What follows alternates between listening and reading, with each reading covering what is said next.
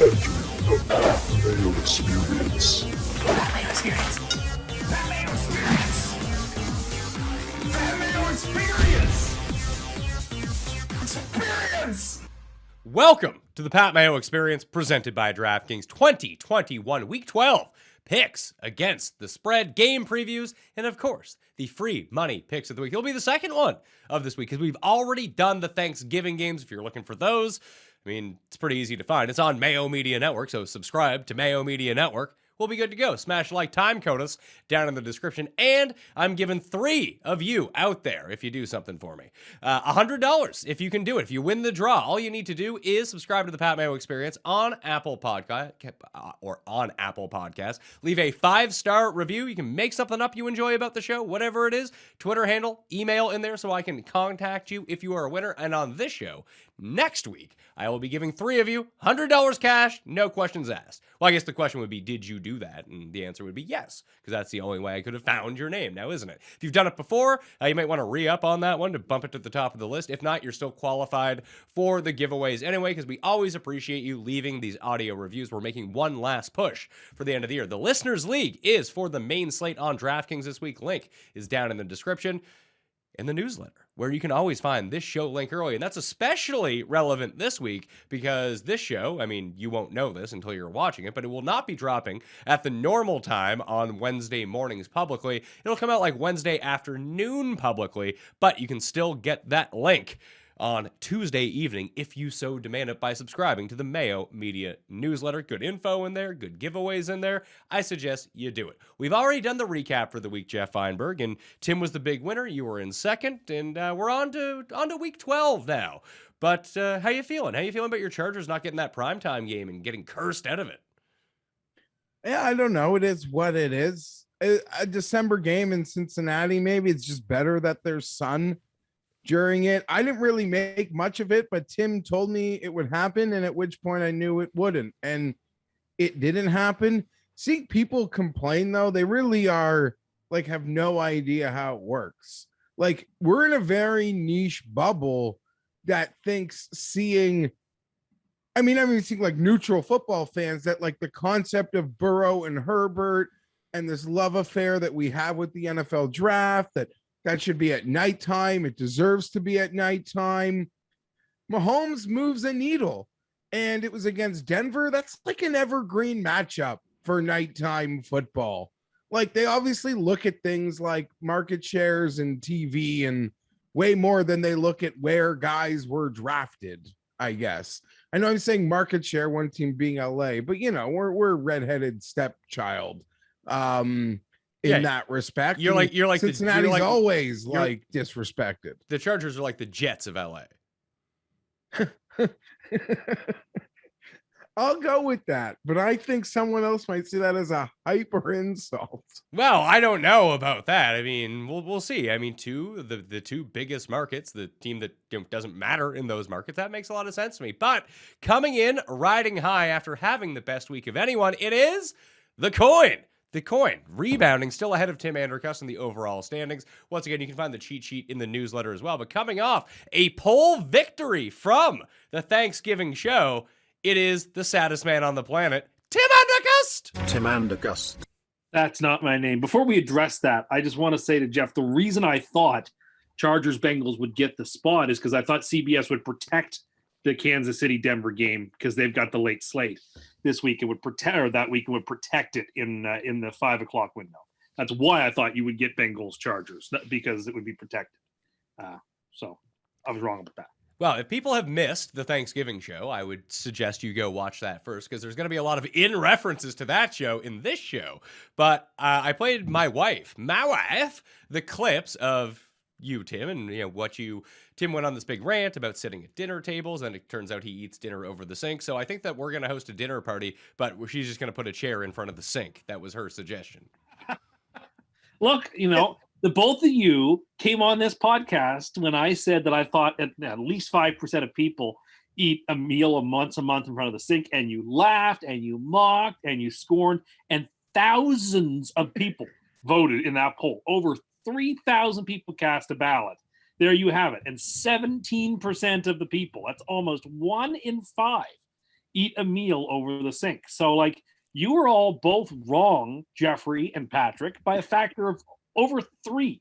So I want you to accept your wrongness and give me the credit I deserve for being a little bit more in tune with the common Joe and the common Jill than you are. And $4 Campbell's soup wants me to give credit. No. Don't deflect. Don't deflect. Don't try to you fight. You can get this. You'll get this. I think a lot of people, I'll give you credit. You deserve credit. Even if I downplayed it to 10%, you still cleared it. I can't take that away from you. I found the poll really intriguing as someone that observed it, like, essentially from its ground floor. And I think I casted the 11th or 12th vote, is that this number essentially held from go. Yeah. And I guess that's something you, as a doctor of political mayhem, might be familiar with. But at every level, from 10 votes to 100 to 1,000, like, it never really wavered in the percentage. That being said, I need to make note that I think a lot of people, based on the comments or feedback this is what we're getting at here. I saw the same thing. Misunderstood. Like, I have eaten a pastry over the garbage because it's convenient and that's crummy, or maybe my wife made a muffin and I'll come in the kitchen and eat one. But a meal, like you said, you stand up with the freaking hungry man over the sink. That's one thing. But you made a grilled cheese sandwich and you just turned around and ate it over top of the sink because it makes a mess and it's full of crumbs. I see the only case. So this is twofold here, and 16% is closer to 1 in 6, not 1 in 5. We can give it not even if it was 17. 1,200 burners. There's a whole bunch of stuff to unpack here with the poll, and I appreciate the viewers for this one, because if you looked at the actual comments that were left, half them were like trolling comments making fun of Tim, the ones that were pro that. I have a suspicion that, Geoff, you and I were wrong on this, and Tim was right. It was much higher than 5%. But I think this number is a little bit misleading, because I think, Geoff, if you had tweeted this out and not Tim, that were around like 8 to 10%, maybe lower, or if I had tweeted it out, it might be even lower than that. But because Tim put it out, people were immediately able to recognize which side of this Tim was on, obviously, just by scrolling through. It's like, oh, that must be a Tim take. And there are people blindly voting on Tim's side to perpetuate the constant crazy take machine, so Tim makes more crazy takes. By this will really gas him up. The people are just, Tim is so popular at this point, people will blindly follow him even though they don't do it. This is of course shot. This just like this is Tim sells papers. I get it. There's Tim moves a Mayo media needle, and people like to put air in. Polls were rigged, are they? The ballot was rigged. He won this. This I is can't argue lie it. of the poll, is it? I just need to make a note, Pat, that everybody who a lot of just single men, I think, or people. Cam Stewart's not a single man. Cam is 100% on my side. I gotta ask you. A man of the people. Listen, I love Cam to death. Do you really want to inherit and be compared to his personal living situation? This was the same guy that dropped eggs on the floor and left them there for a day. Well, that's troubling, but you know what? I love Cam, and he's a man of the people too. And he gets it. Like, you make toast in the morning for breakfast, and you eat it over the sink because it makes a ton of mess, and you don't feel like taking how is toast so messy for you? I don't understand. Do you eat like this? No, toast can be messy. Thank you, Jeff. What do you mean toast? What do you mean toast can be messy? You like it? Or if you're having like a toaster strudel, like the stuff falls all over the place, or the Pop-Tarts with the sprinkles on top that go everywhere that makes a mess. Here's the other part. Here's the other part that I don't understand. I know you own one plate. That's all you own. So I don't get why you would feel, especially if it's like breadcrumbs, that's pretty easy to wash. And washing dishes, really not that big of a deal. But you have a ton of paper plates around as it is. Paper plate.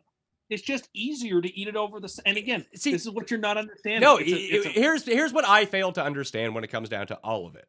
I didn't realize that so many of you out there are dealing with serious issues, and I think you really need to talk to someone about that, because this is behavior. You can get out of this type of behavior, you really can, but you really should talk to someone about it because, you know, I see it with Tim.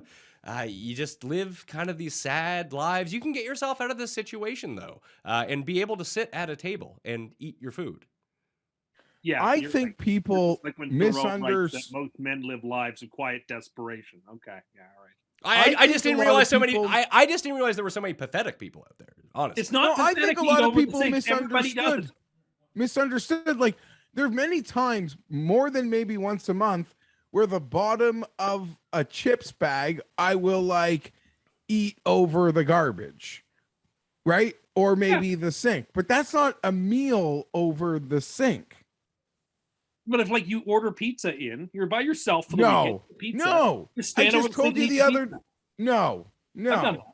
Setting up shop. Setting Well, up again, shop. It goes back to the fact that you quite aren't Might grasping be that TV 20%, alone, but setting up 20 shop. 20% of the people. I know you think that this is the big lie, and that well, these I mean, polls were it skewed, was and they were all rigged because you see, if I get something, hold it has to be on, rigged. hold But if on. You get something, But right, you're I don't you're understand. already inflating it to it's closer to 15% than 20% for one thing when you look at the totals. Addition 1 in 6. So 1 in 6. So it's already changed from 1 in 5 to 1 in 6. So you're trying to inflate everything with your lies to begin with, and then you have like the joke voter. Is essentially what this comes down to. You retweeted Like, 3 people who were openly mocking you, and you didn't realize that they were mocking you. I don't think they were mocking. Well, yeah, you And didn't think that the Dolphins guy was mocking you either.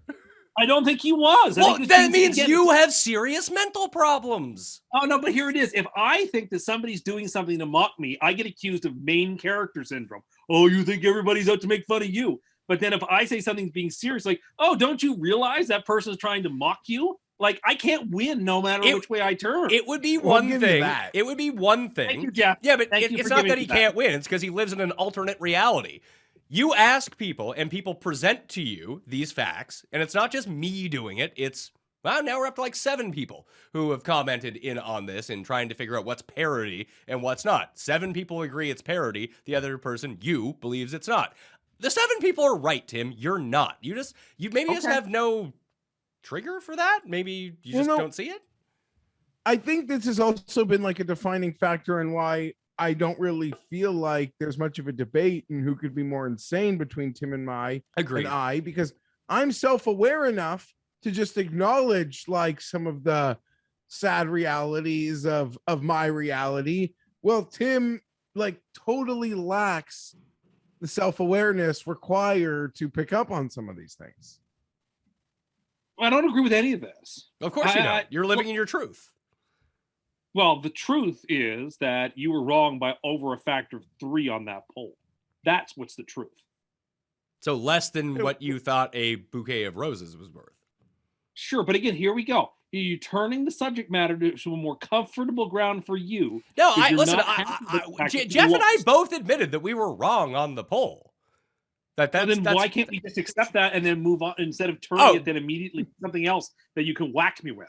Well, no, we're just because the poll trying number, to get to the poll true baseline number. That's the Not- whole thing. not- I'm saying that if we ran this poll not on Tim's account, it would be around 8 to 12%, probably in that range, maybe lower. There were a lot of people out there trying to push push votes against me on this poll. If anything, if the poll's inflated, it's probably inflated in the other direction. That's not true. As a political chaos agent, someone who studies, but we'll get our polling expert in on this to see what they have to say about Our whether the psychologist? legitimacy of how the results of this, what the margin of error, let's say, in this poll coming in would be, because I would feel that it's very high. Okay. Well, I don't think that it would be that high beyond the normal, like 19 times out of 20 correct. That's because I like where I'm standing with it. Well, of course you do, but that's not good news for you. Every time you think you have like a good grasp on things, it goes tits up. Yeah, that's what you say. You're just annoyed. When was And when was the last time that you felt really good about something and then it continued to happen? I don't know. I'm sure there were examples of it. Most people have like very distinct examples in their life of when this happens. You give me one. I mean, I was right about last year's Super Bowl. Okay, so we are almost a calendar year removed from that. I liked Hideki to win the Players. Well, that was 2 years ago. That was 3 years ago, and he didn't fucking win. He won. That counts. I can tell you what he called correctly.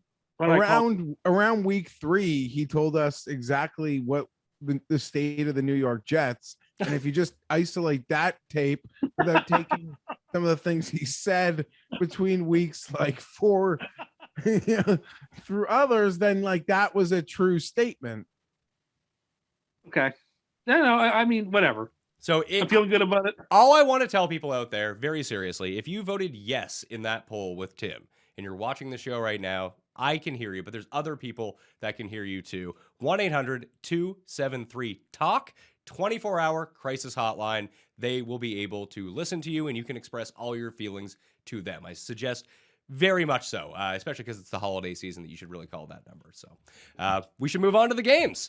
Tampa Bay at Indianapolis. Indianapolis favored. Actually, not favored. They're 2.5-point underdogs at home. It's a weird number, isn't it, Geoff? Like, considering, this is after the Monday Night Football game. The Buccaneers won in prime time covered in prime time for the first time in ages.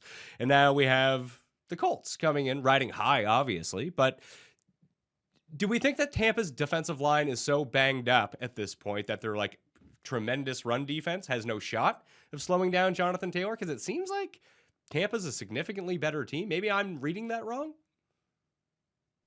I mean, I guess Vita Vea being out still is a bit of a blow there, but they're so deep up front with Sue, among other people. If you are wondering, this line was 3.5 last week, Pat. So the fact that it went right through to 2.5, like that's more, that's a significant movement, I guess. It crossed the key number. The Giants got dismantled by the Bucks and the Colts looked absolutely amazing. It does feel like we're being begged to back up an underdog here. This seems tricky. I don't know, that Colts defense though does feel like it could cause Brady and them a lot of trouble. It does, although the offensive line has been better than average, I would say, for the Buccaneers so far. And it didn't come to fruition last week because the Colts were just in the backfield. Josh Allen looked really, really bad. And we kind of hit on this on the Thanksgiving show that the Bills are kind of like more geared to be an indoor team. Is it weird that the Colts might be more geared to be an outdoor team than an indoor team at this point? I think that's of course. very well said, yeah. Yeah, that's a great point. And I would argue the Bucks Brady benefit greatly from being indoors. Yeah, so I like the Bucks -2.5 here. It's on a short list of super locks for me, Tim. I'm going to go the other way. I like the home dog. I just think it's going to be a very close game. And if that's the game, I watched that whole Tampa game last night. Tampa won 30-10. It was not an impressive performance. The Giants were just flat. And Tampa looked okay. Brady looked good in spots, shaky in others.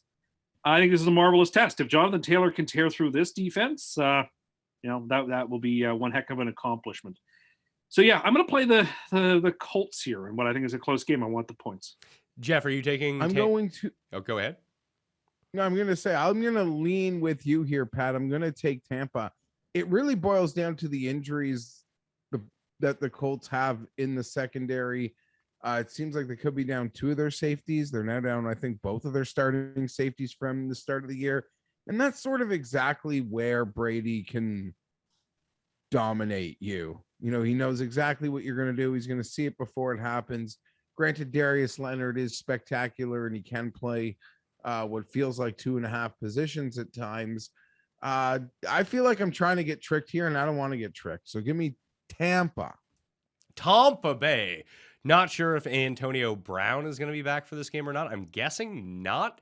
Probably just hold him. Like they're coasting to the playoffs at this point, so keep him out as long as possible to make sure that he's 100% by the time that the games really start to matter in this circumstance. You already got Gronk back as well, so they're starting to get a little bit closer to full strength. If they can get the secondary back towards the end of the year and get them some get some conditioning reps at least, they should be fine in this spot. So Tampa for you and I, Indianapolis for Cust, and the coin. Here's the primetime game, the main screen game, Tim. Jets at Texans. Here we go.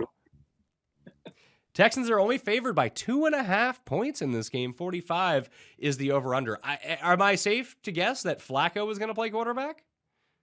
We don't know. they're holding their cards pretty close to the chest. We don't know who's going to play. Either which way, let's be honest, you've got to play the Jets here. You can't lay points with the Texans. I get not betting the game at all because, like, these are two terrible, terrible teams, but you can't play the Texans here. We're going to tease the Jets up because even if the Jets lose this game, and they could, there's the Jets. They could lose this game. They're not going to lose by double digits to the Texans. I just don't think that's on the cards. Yeah, I mean, the over-under is way too high. That I don't imagine this game getting over 45. I mean, if Zach plays, he's got a bit of a chance. Elijah Moore has looked fantastic the last few weeks.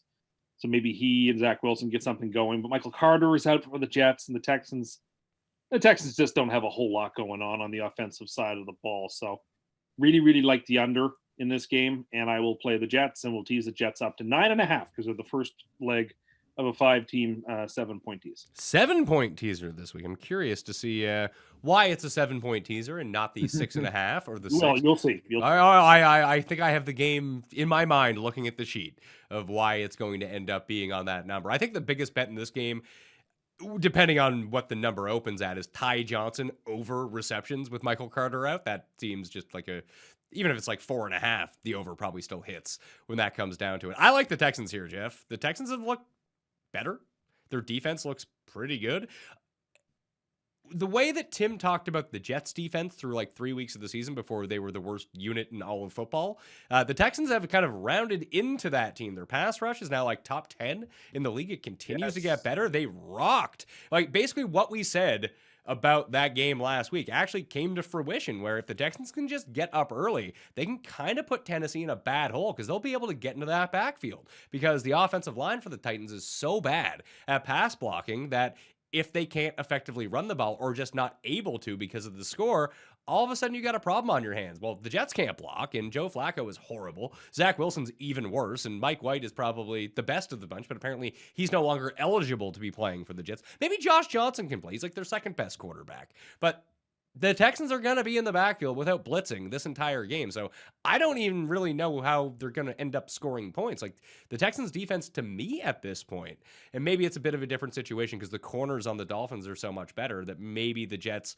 can have an opportunity there to just kind of chuck the ball up and let their guys go make some plays. But I just think that the time in the backfield for Flacco is going to be a whole lot less for the Texans. He's going to have to face more people in coverage. So the Texans are 1-0 as a favorite against the spread so far this season. I say they make it 2-0 against the spread. Defensive scores or some sort of goofy turnover I can see for the Texans, and Tyrod's just going to run wild over these guys. That's exactly what's going to happen. Tim, you can watch Brendan Cooks on your fantasy team score all the points against your favorite team.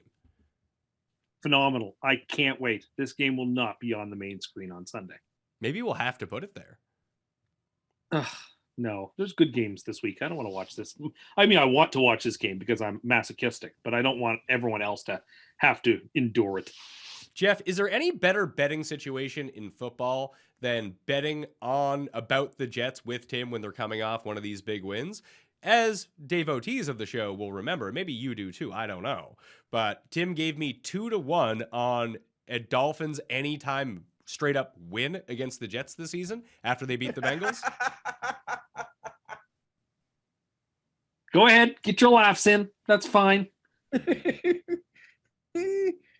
Oh, you're sick.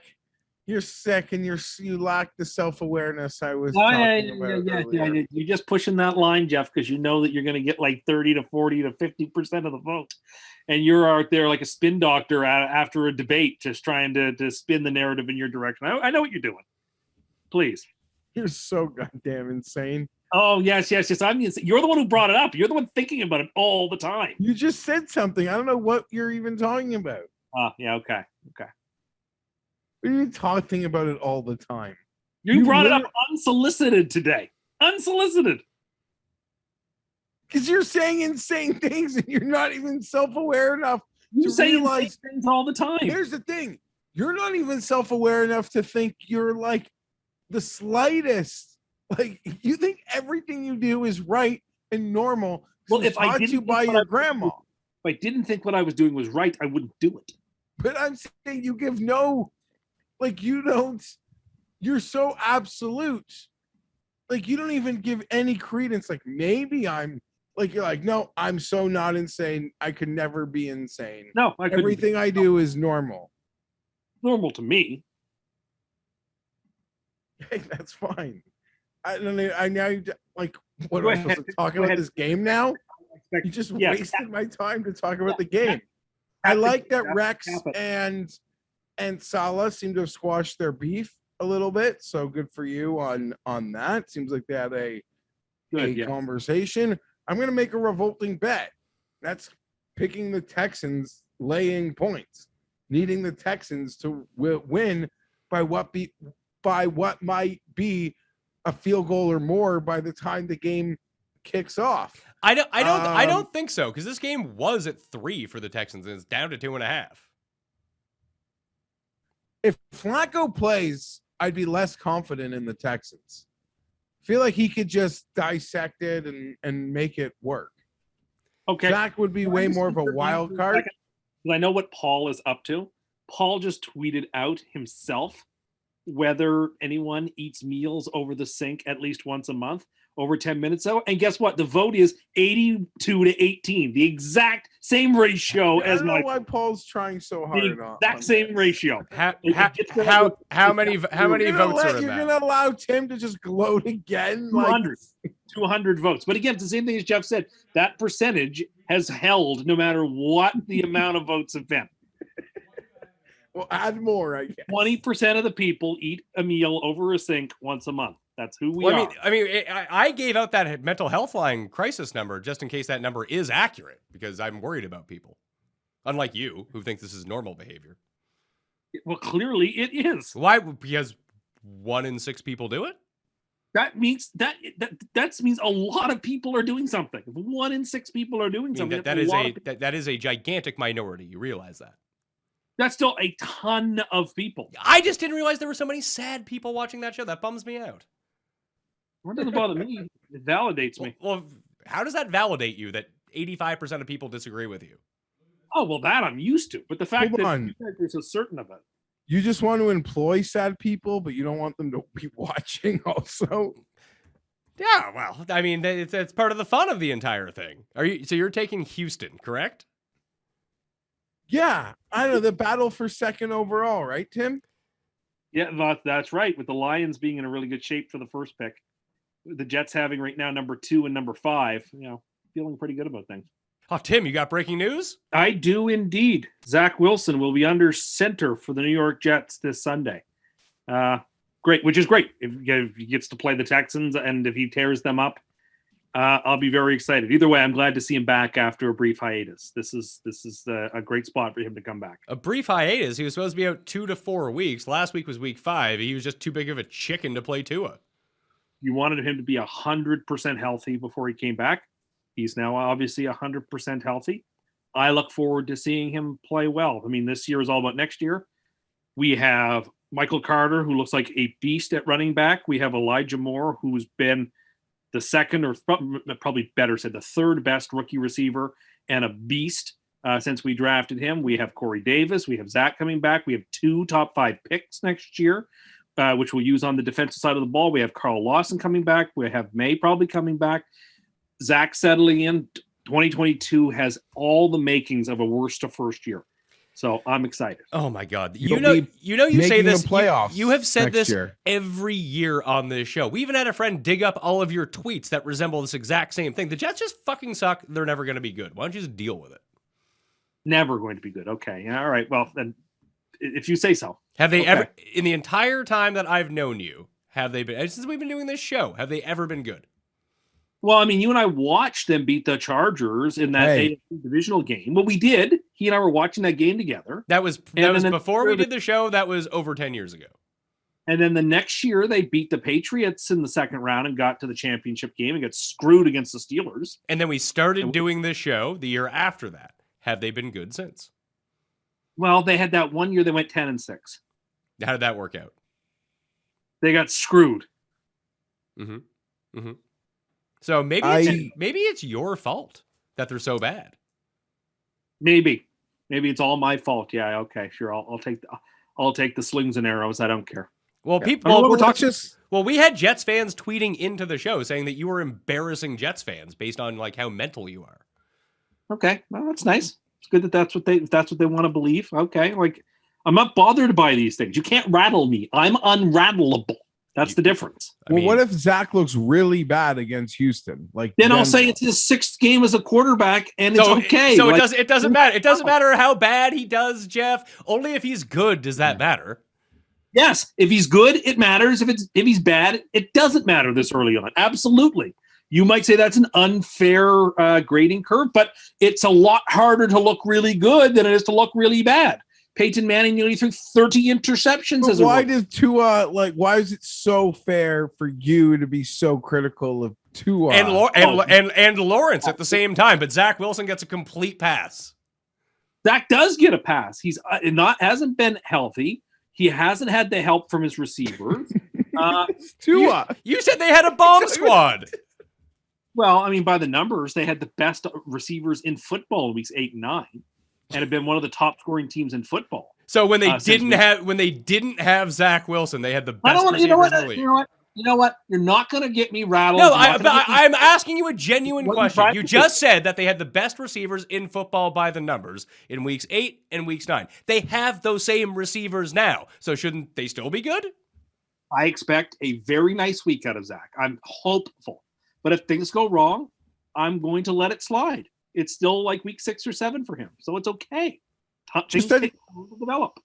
Just out of curiosity, in your first list of excuses for Zach, which I agree in many cases are totally fair, and there are ceiling plays, and you're allowed to be excited. Granted, not being able to move the ball and put up points against Houston and a Lovie Smith base that I think Flacco could move the ball on, that would be demoralizing. You could deny that. Look, I Hold look at on. it. Look, it's his first But game the back. first two things you say, he's been injured and he hasn't been healthy and he hasn't had the support of his receivers. That's literally like Tua last year. And you were so, myself included, but you were so hard on him. But now that none of those factors seem relevant. I'm currently trying to reach to grab the knife and take it out of my back right now. I feel like I've just been stabbed by you. You were a partner in crime with me for the entire 2020 season on the quarterback at Miami. And now, like Brutus, you've turned on me. Come on now. Look, my indictments against Tua was that I wasn't seeing the upside plays and that he was being benched in the middle of games when the team was in a playoff hunt for Ryan Fitzpatrick, so they had a chance to win the game. And you know this. You know the arguments. I don't know why you felt it necessary to do that, but okay, maybe because you think it's good for SEO or something. Well, Just for you defending Zach by saying he's not healthy and he hasn't had the support of his receivers, and you've been so We start benching halfway through games so that we're bringing in other quarterbacks so we can help the team win. Well, then exactly. Yeah, exactly. Well, Again, I didn't bring him up. You brought him up. well, I mean, you brought up giving free passes to injured rookie quarterbacks or rookie quarterbacks coming off of injury. That's where I made the leap to Tua. No, but these are different circumstances. And I explained why they're different circumstances. well, Tua's not even living rent free in Tim's head. Tua is forcing Tim to pay part of my rent, part of our friend. You lost a lot of money on the weekend. Yeah, I know. It wasn't a great weekend. Thanks to Tua. So thank you, Tua, for all of that. I mean, he really styled on you guys in Gotham, too. Style, they won by 10 points. Yeah. In modern NFL, covering by the spread by more than a touchdown with a win, that's a lot of points. Okay. Yeah, it's the greatest quarterback of all time, I guess. No one All right. said it. I don't believe anyone said that now, did they? That's the implication. Well, the implication is that there's no real difference between Tua and Zach, except for Tua, has won more than one game in his career. And when his competitive, they have benched Zach halfway through games. Oh, they just don't play him because he's not. He's a bit. I mean, you were calling Tua soft 2 weeks ago when he couldn't play with a broken finger on his throwing hand. Then he came into the game. Zach Wilson can't even come into the game. In other words, he could have played, but they just decided not to let him play till they needed him. Again, these are not the same thing. I mean, you can try to make the square circle or the circle Well, square. it sounds like Zach Wilson's just far more pathetic. He sounds like he's someone who eats stuff over the sink. I have no idea. Again, I don't think that's pathetic. So I don't even take you at that premise. Well, I mean, I get that you don't think it's pathetic because you do it. But what did you see the majority of comments respond to that poll with? I think there was disgust. Well, some people, yes. But the majority of people. But there was also people like Cam who were like all about it. Okay, what I want you to do when you go home is take the eggs out of your fridge and just dump them on your floor and leave them there for a day.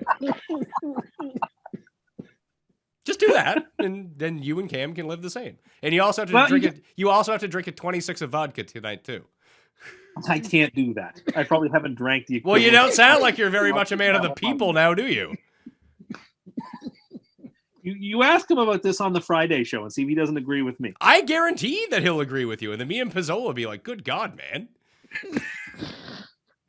Like, You okay over there, Dex? You like you're having a bit of a fit. Like, get it together. Are you having a gig fit? Oh, you just dropped the mic. Great. That's going to take 30 minutes to get back in order now. We just fixed that mic, we're okay. too. No, we are. It still works. This is great news. Anyway, Jets, give me the Jets, and I think if you like the Texans, you should bet them now or you should not bet them now. I think this line's going to swing towards the Jets being favored by kickoff. How many turnovers in this game for Zach Wilson if I set it at over 1.5, Geoff? Over, right? Houston. So I'll say 1. I mean, Houston just... I'll be nice on the way out. Okay. Philadelphia and the Giants. The Giants coming off, or on a short week, sorry. Coming off a shellacking on Monday night. The Eagles are like the new hot team. All I've really seen about the Eagles this week are 2 things, Tim.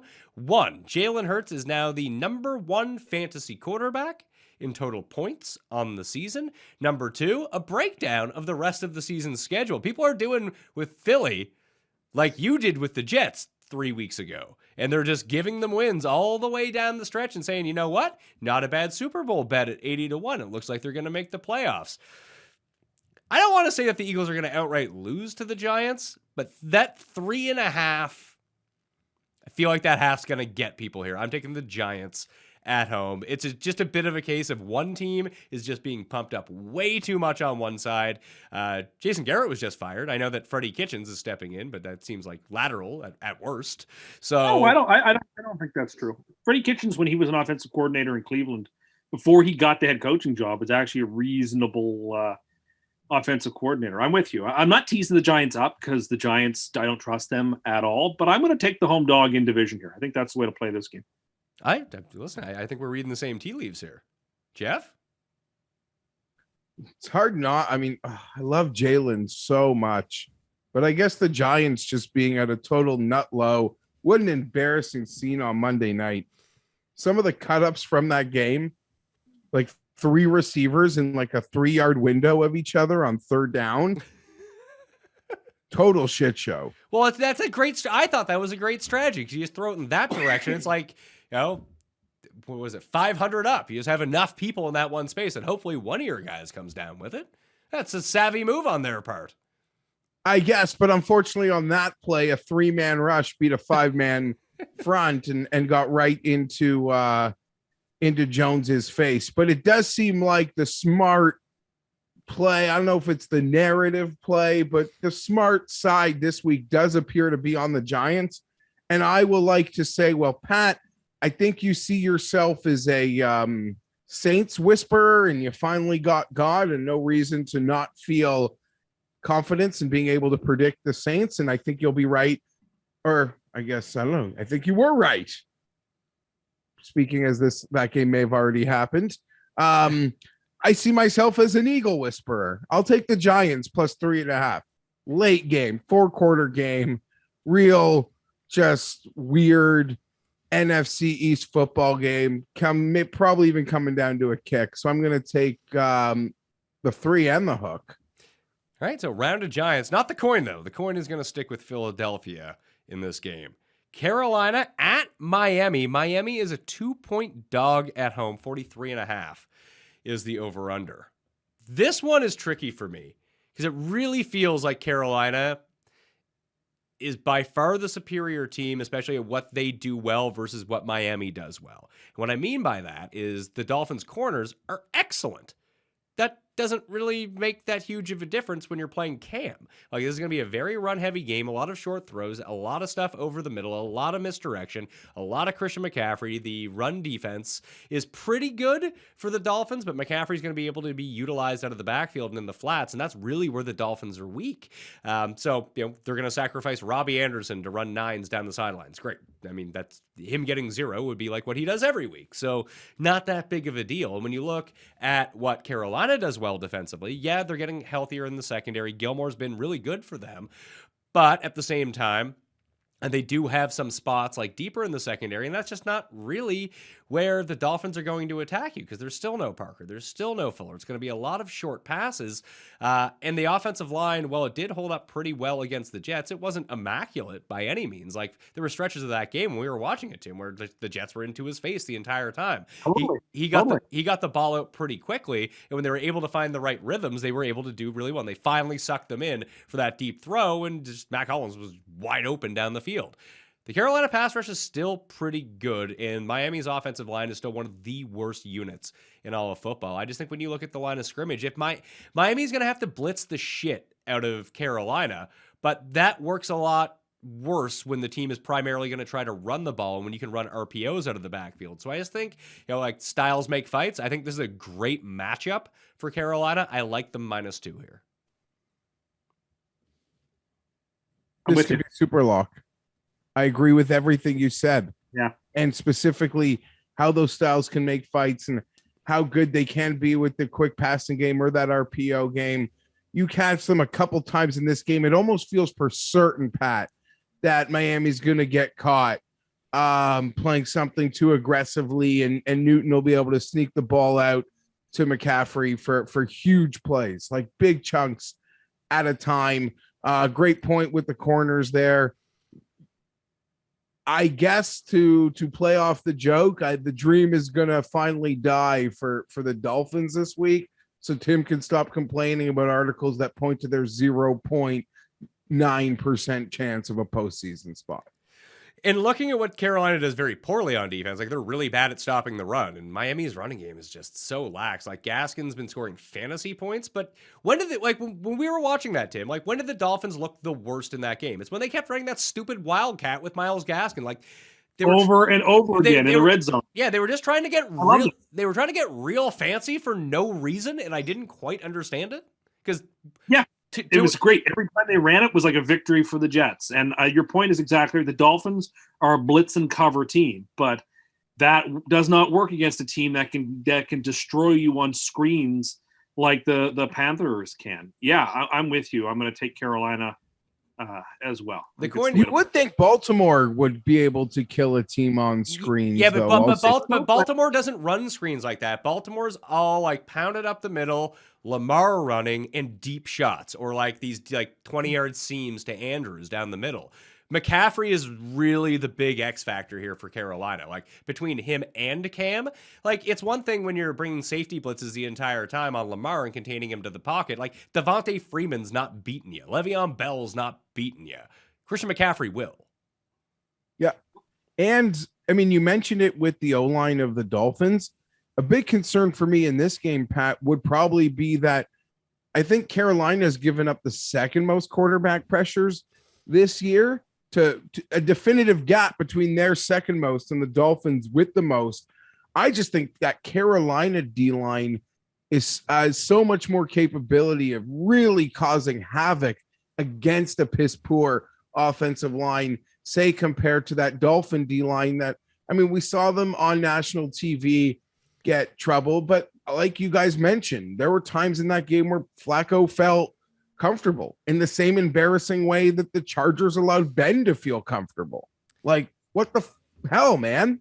And I that think shouldn't happen. I think there are enough playmakers on the Carolina offense as well, whether it be DJ Moore or Cam himself or Christian McCaffrey, and God forbid Robbie Anderson, that the Dolphins are going to sell out and blitz from all over the place, and they're going to leave themselves susceptible to big plays. And I think that Carolina has the right type of personnel to take advantage of stuff like that. Like when you look at them, they feel like a chunk yardage team from a lot of places on the field, even though they're not like hyper consistent. Cam's not great at throwing a deep ball. Like Cam, I mean, the sneaky thing about last week is Cam kind of looked pretty washed throwing the ball, didn't he? I saw nothing to be confident about him.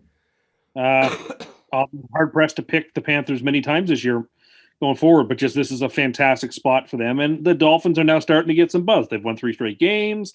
People talk about their schedule too and how soft it is. And let's just get the Dolphins out of here. They don't even have their own pick. So, I mean, it'd be kind of funny if the Dolphins kept winning and missed the playoffs, but they don't even have their own pick. So. Tennessee and New England.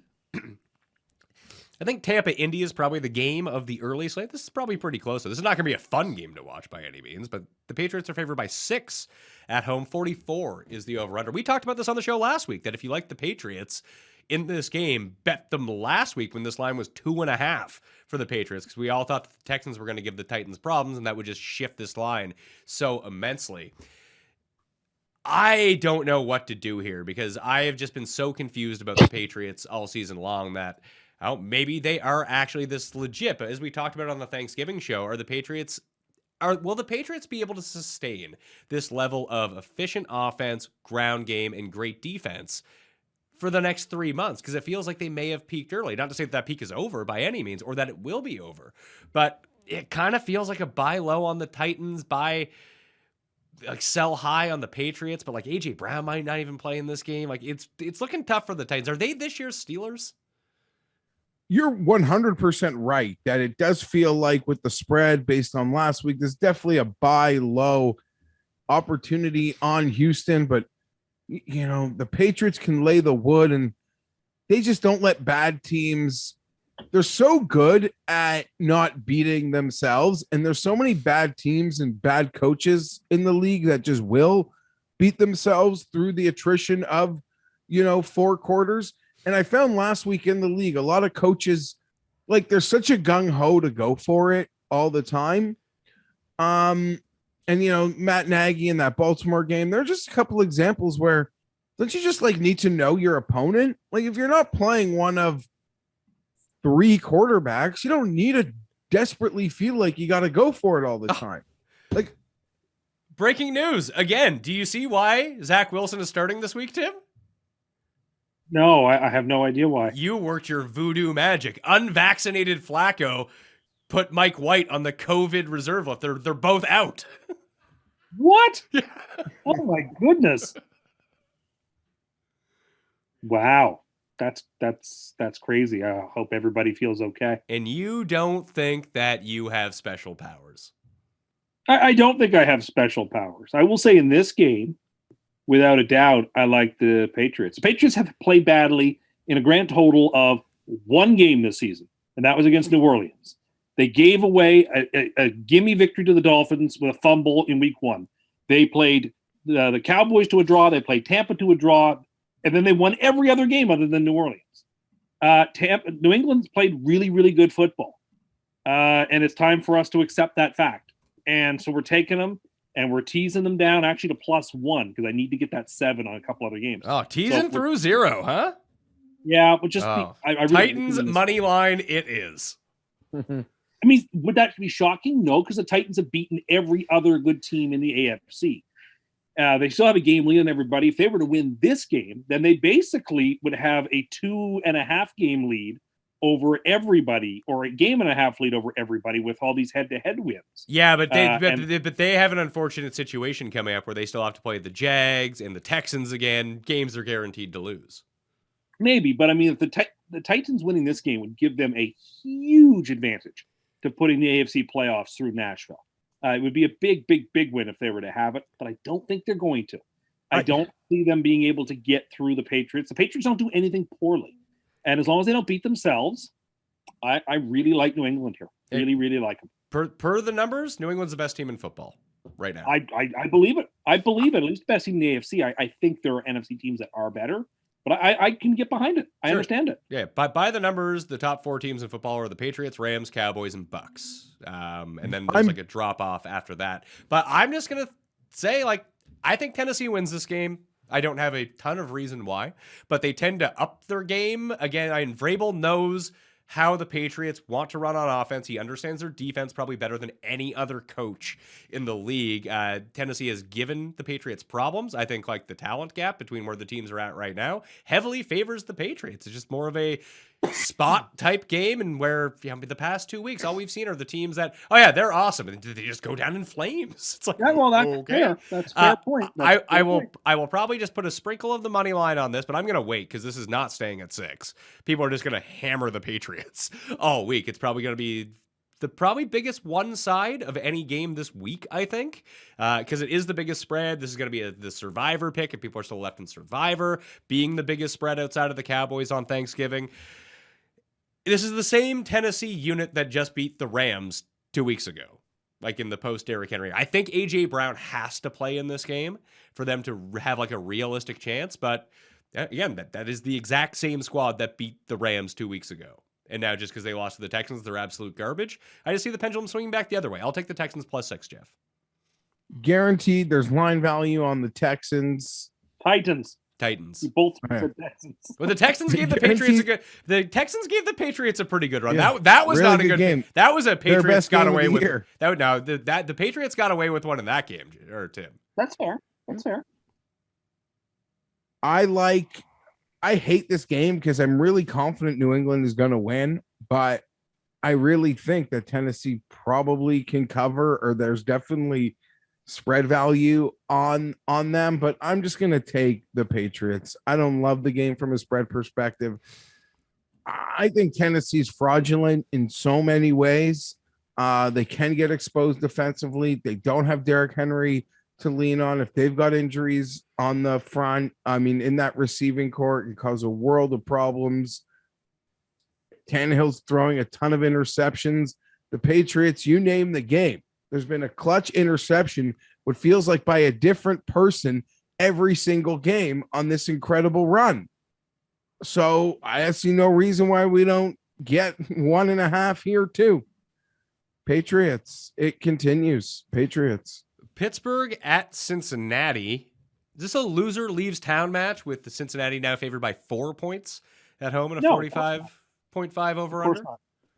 No, both teams. The Steelers are 5-3-1, 5-4-1, and the Bengals are 6-4.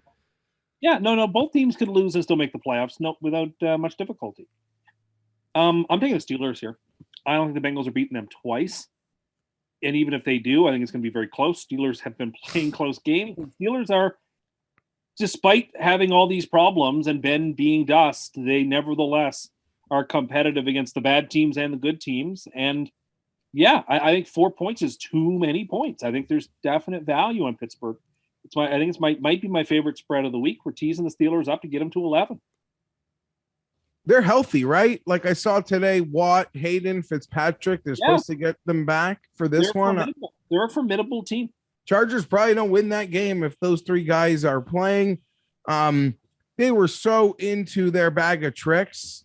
Well, I don't even mean that. I mean, a great interception that set up a short field off the deflected ball and the block punt to like the 3, set up 2 really short fields and didn't have to eat much clock and led to touchdowns, set that thing up. But they were so shorthanded on defense that when you're into that string of player on your defense for 90% of teams, like they're so conscious of their responsibility. Like, hey, my responsibility is Keenan Allen or this or that, like Mike Williams or this specific area. Like they're so hyper focused on that job that they just totally forgot, like weren't capable of handling Herbert running the ball. Like if Minka's there, if Joe Hayden's there, they're able to do a high leverage job and sort of hold their position in supporting of not letting a quarterback do what Herbert did. I was so impressed by Pittsburgh to be that deep on the depth chart. And if anything, they showed us, like up until that last minute, we weren't getting Ben to the ground, which was really frustrating. I think this game comes down to the end, a classic little North tilt, 4.5. There's the outright win, and there's 4 points of leverage on the Bengals winning the game. Those guys being healthy, to my understanding, are not healthy playing. makes me pick the Steelers. But that Sunday night could have also been a mirage for the Steelers because I do believe they're shit. And obviously they played well against the Chargers, where they could just go back to being a mirage team that gained really cool public perception from how they finished that fourth quarter. Like that fourth quarter is what's living in people's minds more so than probably the shit that the Steelers did in the previous couple of weeks, if that makes any sense. That's exactly what I'm thinking. That's why I like Cincinnati here. And there's one part, it's not like the Chargers had problems scoring on the Steelers, but the one part of the field where, regardless of whether they're healthy or not, that Pittsburgh really does struggle, and they haven't really played any teams that can take advantage of this lately, is they're bad in the back end, like really bad. You can get them deep. And it feels like that's what the Bengals want to do. Like Jamar Chase hasn't really been good since Tim actually started playing him on his fantasy team. But this feels like the week where Chase just goes bananas on someone. This feels like the 150-yard Jamar Chase game. Because if they don't get one of these like deep performances, because again, that's how you want to beat the Steelers, these not necessarily quick strikes, but just bomb it. Just bomb it deep. You have the guys who can go catch it and take off. And I think that's a big advantage for the Steelers here because the two teams in the AFC North that have really bad back ends have both been gotten by the Bengals, Pittsburgh and Baltimore. The Browns have a really good back end, and Cincinnati couldn't do anything against them. So I think that weirdly, Cincinnati may not be as good as the Browns when they face each other, but against these two teams in particular, Baltimore and Pittsburgh, I think that stylistically they do match up offensively really well. Can they hold on defense? And it's like a whack-a-mole with Cincinnati's defense. Either they're good one week or they're really bad one week. It's really hard to predict. And listen, I'm not really buying into how great the Steelers' offense is. I think that Ben can use some veteran guile against them, but if the game plan isn't run Joe Mixon 30 times up the gut for 2 yards a pop, and they really do pass over expectation, throw deep, I think they have this game handily. So I really like the Bengals -4. Tim, going back to the Titans game for a second, do you have a prediction on an Adrian Peterson stat line? Because you were telling us about him last week. You were pumped for AP. Yeah, I'm not pumped for him this week at all. I think the Patriots will prevent him from doing anything important. Do you think it's a detriment to have Adrian Peterson on the field for the Titans? Yeah, I don't think he helps them. Well, I mean, he's not low to the ground. Good news. Adrian Peterson cut by the Titans. Is that so? Well, that makes a lot of sense. We saw in the couple of games he played, even when he scored against the Rams, I think Collinsworth made this point that he wasn't getting as low as he used to, and you can't run the football in the NFL in a more up and down fashion. You've got to be able to get low and get your shoulder pads low. So that's it. Cincinnati for the coin to myself, Pittsburgh for Geoff and Tim, Atlanta and Jacksonville. I think we have enough TVs to cover every game this week, Tim. Let's see here. 1, 2, 3, 4, 7. 5, 6, 7. I used to call. Oh, go ahead. Sorry. Yeah, we have exactly enough TVs to make this work this week, plus Red Zone at the same time. So this was most definitely the game that was going to be left off the TV. But the Jags are 1-point dogs at home against the Falcons. Falcons off a mini bye. Cordero Patterson likely back for this game. I don't know what to do here. If you had to say what the best unit on the field in this game is it the Jags defense? No, I would say Falcons offense because they still have Pitts. Ridley may play. They don't know yet. Ridley's probably not. Ridley's unlikely to play. Probably not, but he may. But they still have Pitts. You still have. I mean, I guess I would go with Falcons offense. These are games I like to call money makers because a couple of years ago, I think I mentioned this on the podcast. A couple of years ago, me and somebody together won a big amount of money on a season-long wins pool, picking every single game. And these are the games that decide who wins pools like that. Because, like, who knows? These are two terrible teams going nowhere, and there's nothing to pick between them.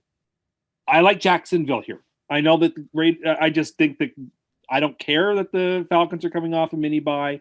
They're going outdoors. The Falcons didn't score a point against the Patriots. They haven't looked very. I mean, other than that sort of upstart game recently against New Orleans, the Saints sort of let them back in the game. I haven't been impressed that much from Atlanta, and the Jags are still. The Jags, while terrible, haven't quit.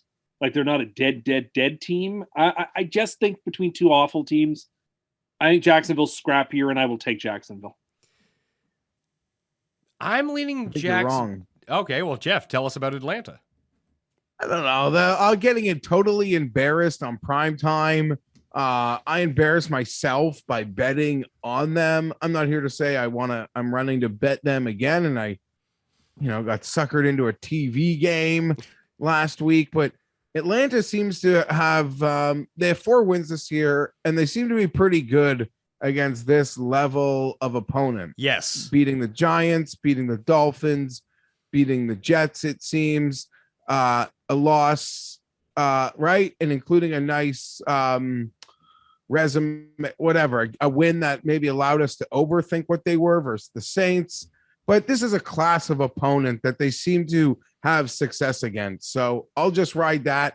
Jacksonville seems to maybe play up to bad teams or good teams potentially, although an extra time versus Urban Meyer right now, just auto bet for me. So give me Atlanta. Auto pick. I don't want to say auto bet Atlanta. Yeah, the coin is taking Jacksonville, so this is a literal coin flip game. The coin has decided Jacksonville is going to win along with Tim. And I think you hit on a pretty key point here of who can Atlanta beat? So I'm looking at the PFF overall team grades so far this year. Atlanta is 27th in football, and their wins have come against, let's see here, who'd you say? The Giants? The Giants are below the Falcons at number 28. The Jets are below the Falcons at number 30. Miami is number 23. They did beat them. What was their other win? Against the Saints. The Saints are number 9, so that was sort of like an aberrational win. But all the other teams that they've lost to have been higher than them. Jacksonville is number 29. They are below the Falcons.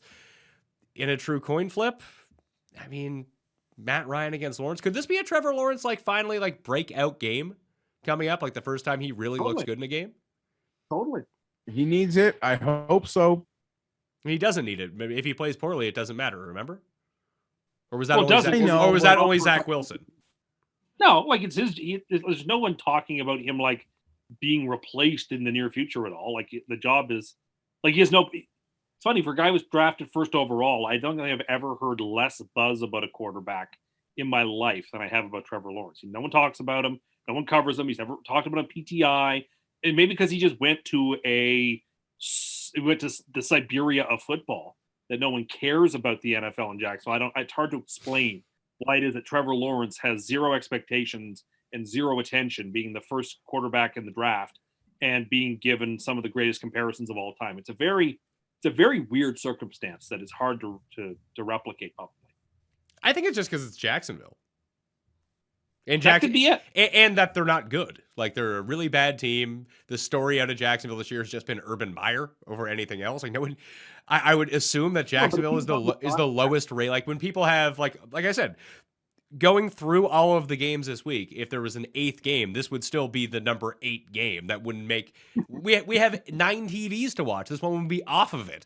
This would be the game sacrificed to the side. This is a Cleveland Houston type of game. Yeah, that's right. Just even your generic eyeballs. That even people watching Red Zone just don't see a lot of Jacksonville unless they're being scored on. They gave up an 11-minute drive last week to the 49ers. No, it's true. Jacksonville is. It's strange. You would think that if anything could inject life and interest into them, it would be this allegedly transformational quarterback, but that has not come to pass. Jamal Agnew out for the season for them, too. He was their one spark. I think this comes down to one of the main things that I always try to do. I think that Atlanta's probably the right side in this game, but I have noticed that Jacksonville's defense has been pretty good. Even last week, they couldn't do anything on offense against the 49ers. They really made the 49ers scored points, obviously, but they made them earn it every single time. That 11-minute drive ended in a field goal. And I just don't think that Atlanta has the chain moving ability that San Francisco has. They have too many 3-and-outs. You're going to give Jacksonville enough shots to score points in this game that I think that they'll come through. Maybe they won't miss 3 field goals on one drive, which maybe they can break that record. That would be amazing if that was somehow to happen. What game was it? Was that the London game? No, it was the game against the Bills, but they won. Oh, that's correct. They won 9-6. But the biggest factor to me just comes down to pass rush versus offensive line. Atlanta can't get to the quarterback. Jacksonville can't stop anyone. So that seems kind of like a wash, neutral. Jacksonville can get to the quarterback, and Atlanta can't block anyone. So, turnovers, defensive score maybe. Special teams favored the Jags in this, although now that Agnew's out, we'll see about that. But I think there's just enough here that the Jags can win, so I'll take Jacksonville. Which brings us to the halfway point of the show. And it means, for the second time this week, we have a Cust Corner mini. Cust Corner, it's Cust Corner. Cust Corner, it's Cust Corner. He's got the hottest takes with the highest stakes. He should be president of the United States, but it's Cust Corner, it's Cust Corner. Cust Corner, Okay, so before I tell my little story about the mall yesterday, I just want to provide a brief recap for people as to what's going on in Paul Shaughnessy's little poll. Not so much the poll itself, but the comments that are being made, which undercuts completely the argument being made that everybody is just trolling me by voting no. So it is 81 to 19 right now. And here are some of the comments people have made. For example, all the time in terms of eating over the sink. The sink, sure. Once a day, you mean? Another person, once a month, at least once a week. Another person says, eating pizza over the sink is Mensa because you avoid crumbs. You don't need any napkins. You can throw everything, the crust, right into the garbage underneath the sink if you don't like crust. Another person saying, definitely every now and then. Another person saying, you've got to eat chili dogs over top of the sink. Now, Paul's theory seemed to be because a lot of MMA people follow him. He's not surprised by the response, I guess.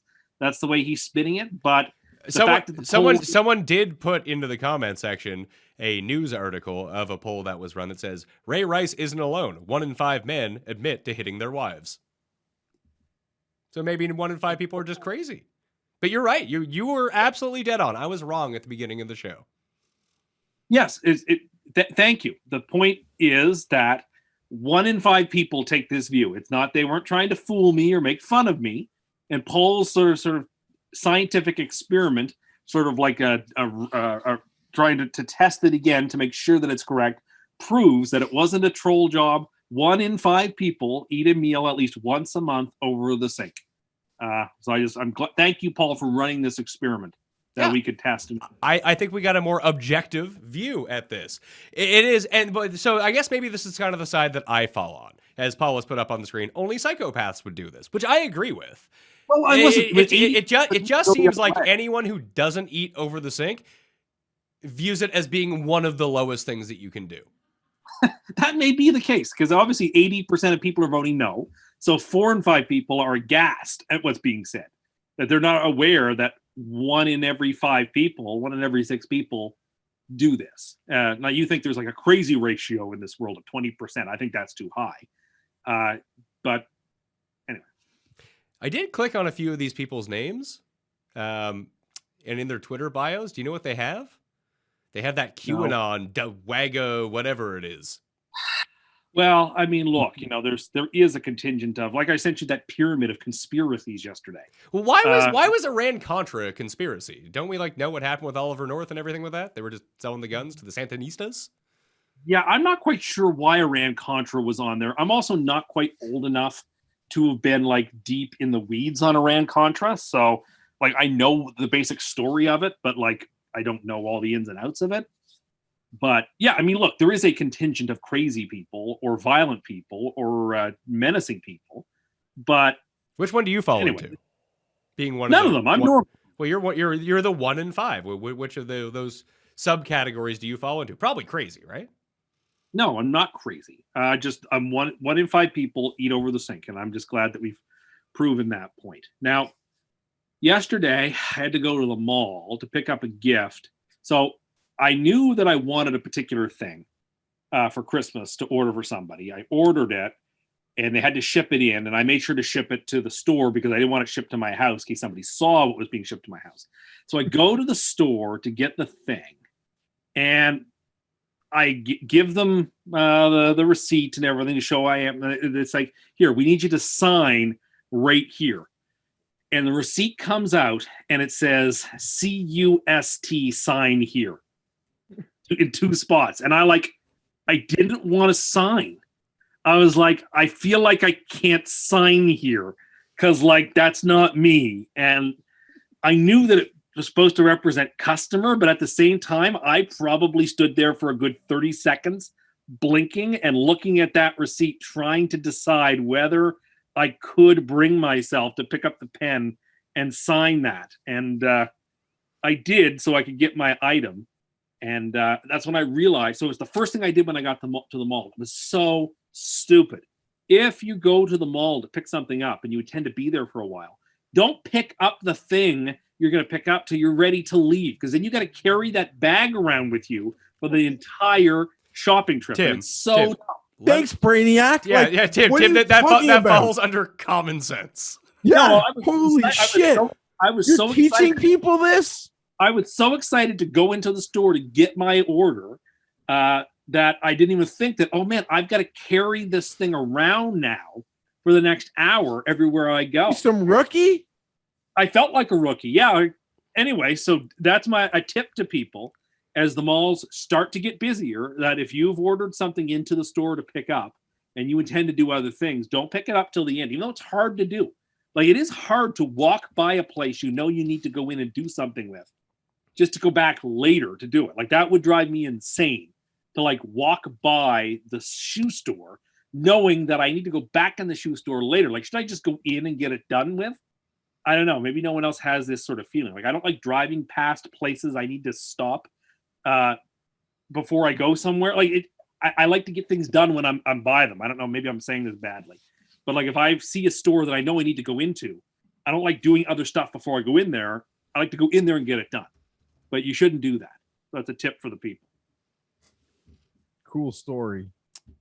So you saw the word "cust" on a receipt and then stood there open mouth and blinking Living the gimmick. in the middle of a store. And you, to quote you from earlier, I'm unrattleable. True or false? Well, I was just collecting myself. You trying to sound like, yeah, because decide. you were too fucking rattled. I was like, I didn't expect to see that. And I was like, okay, what do I do here? I guess I've got to sign, because I couldn't explain to the person why I wouldn't want to sign. That would be crazy. But like, it felt wrong to sign too. I don't know. Just bothered me. Still bothers me. I'm still thinking about it. So you're still rattled. You're perma-rattled. Not rattled. It just bothered me. Would you say that you're rattled or you're too fucking shook? I wouldn't say either. I mean, that sort of stuff that bothered me. That was my story from yesterday. Imagine being so soft that you can't walk by a store in the same mall that you're going to be remaining in and not feel like you need to pick up something. Like, I don't know, man. Soft. It feels wrong. I feel like I should go in and transact the business I need to transact, not like walk by later and come by later. It's literally on hold for you, man. I know, but I feel like I should just go do it. Why didn't you just But go on? it would be why- like why didn't- buying it. Well, why didn't you just go on the TaskRabbit app and just go get someone to get it for you? You know, I don't know what that is. Yeah. He loves going to the mall. Why would he? Exactly. Well, it doesn't. want It sounds like it gets him shook, and he doesn't even know how to navigate the mall. He, like But you I said, do- he sounds like a mall rookie. Yeah, bandwagon mall guy. Well, Thinks that's why I'm he's giving so- people advice. Look, I haven't been in malls a whole lot over the last 2 years. To be perfectly honest, it hasn't been really a thing a person can do a whole lot. But now that we can sort of get back to semblances of normalcy, and I went for a mall walk the other day as well. Like, it's nice. Which is probably disgusting because they have limits, capacity limits, No, and they here don't. you are going on a walk. No, they no longer have capacity limits. Yeah, not here. So I don't actually care. I was just trying to be smarmy with Tim and bring down his mall walk. But yeah, all the jolly shoppers getting in your way of your brisk mall walk season, right? it's doing. All the weekend warriors are starting to show up now. I mean, Friday is Black Friday. You know that everybody will be at the mall on Friday. They have special hours. I noticed that they're going to be open to accommodate the shoppers who want all the hot deals. It seems so much more sensible to just buy all that stuff online. Yeah, but you know what? There's a large contingent of people who like to, 1 in 5 people who are morons. who have always gone to the sink- mall. You mean the sink eaters? The sinkers.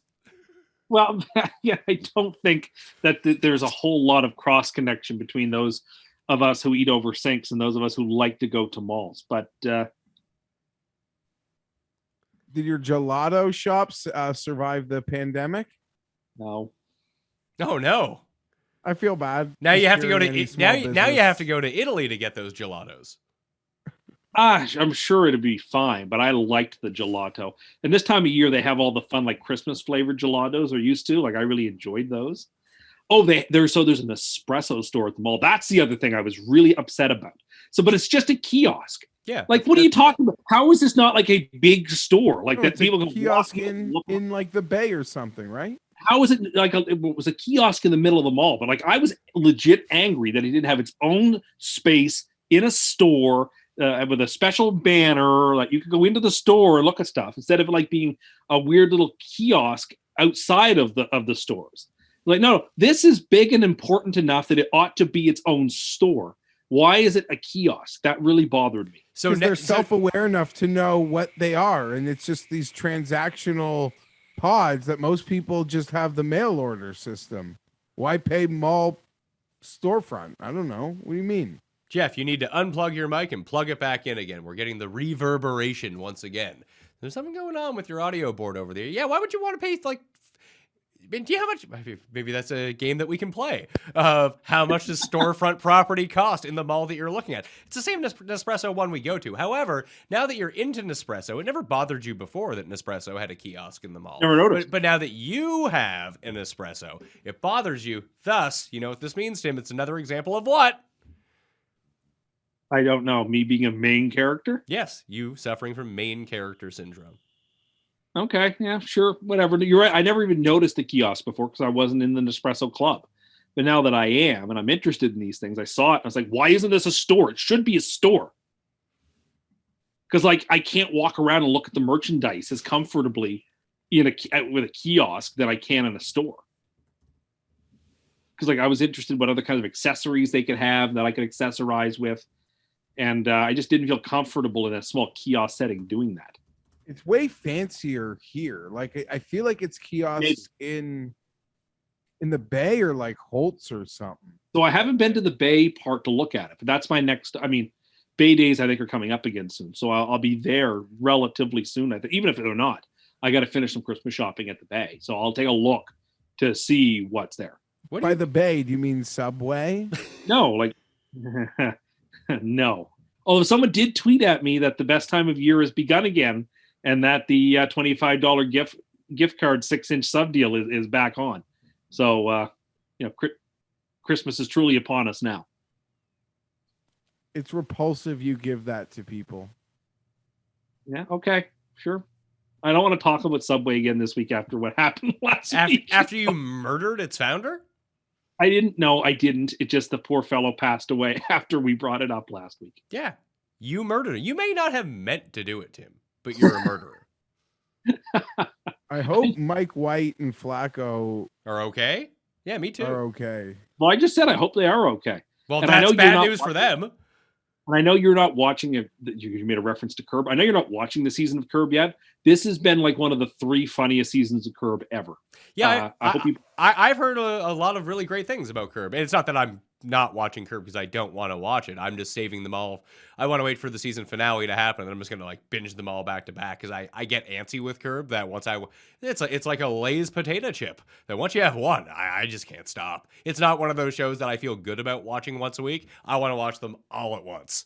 And like I'll spend an entire day doing it. And weirdly, I mean, if this was March through August, I would watch it every week because I feel like Curb would be more of like my daily conversation. But where football is going on and Sunday Night Football, it's just hard for me to get in on that. It's like my wife and I watch Succession on like Tuesday nights now just because we don't have time to watch it on. So I'll be watching it tonight when we go through it. But like that's how I'm watching Succession, and just we have other shows that we're watching in real time that we'd already started before football that are still on, that are ending soon. So like Curb is just, and my wife doesn't love Curb. Not Seinfeld and Curb are not necessarily her wheelhouse in terms of her favorite type of like awkward, like mean-spirited humor. So it's one that I'm going to watch for me.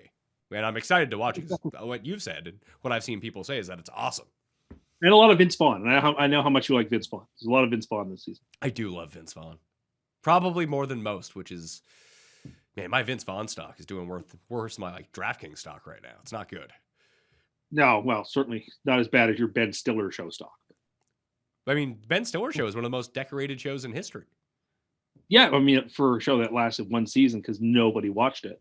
I mean, do you know that no one watched it? Do you know what station it was on? Fox. I believe it was on MTV. It started on MTV.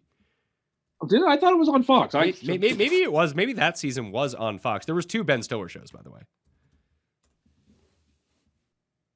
Yes, it was on Fox. You are correct. Yeah, I thought so. Let's see. I Yeah, thought so. sketch comedy that aired on MTV from 90 to 91 and then on Fox in 1992. And then everyone in that show went on to be huge stars. Okay. I mean, who is a bigger, there's 4 main cast members on that show. Ben Stiller, Andy Dick, who was a thing for a while, Janine Garofalo, who was a thing for a while, and Bob Odenkirk. Those were the 4 people. It's a good cast. Judd Apatow. And Judd Apatow won an Emmy for that show for writing it. Yeah, other than Andy Dick, who I never really thought was funny. Yeah, fair enough. He's probably like the least. I mean, he's pretty famous, but not for content. No, for being on Celebrity Rehab like 7 times or whatever. You should go on Celebrity Rehab. I have nothing to be rehabilitated from. Well, you got to get addicted to something. Scratchies, Monopoly, Coke, lifting, Diet Coke, that there's is. a lot. The Jets. They can wean you off the Jets. They go away on their own. Diet Coke. There's a lot you're addicted to. Nespressos now. The gym. Are you still lifting, or is that over now that you found Nespresso? Oh, definitely lifting. Lifted yesterday. How you feeling? You feeling stronger now? Yeah, I think the term is swole. Do you feel? Do you think that you're swole now? I'm getting more swole than I was. I believe. I believe I'm using that word correctly. After 3 weeks? Yeah, I'm still loving it. Still taking my shakes before I go to the gym and after, and still following the regimen that was set out for me. And I'm feeling good. Like, I'm feeling more energetic. I don't feel as lethargic or tired for no reason anymore. Like, I'm feeling good about this lift life. And that coupled with this new Nespresso life, I feel like I've really turned a corner. Are you still having that like super caffeinated powder thing before you go to the gym? Total war, yes. How much caffeine are you drinking a day now? I have no idea. Consuming. I have no idea. Probably a lot. Watch out on cardio days. Don't take that before cardio day. No? No. I mean, your heart rate's going to be you're going to go in with a super high heart rate as it is, and then you're going to go like sprint. Yeah, that's fair, because I almost like him shaking after I drink that stuff. Maybe you shouldn't be drinking that stuff if it's really causing that much. Our friend recommended it to me.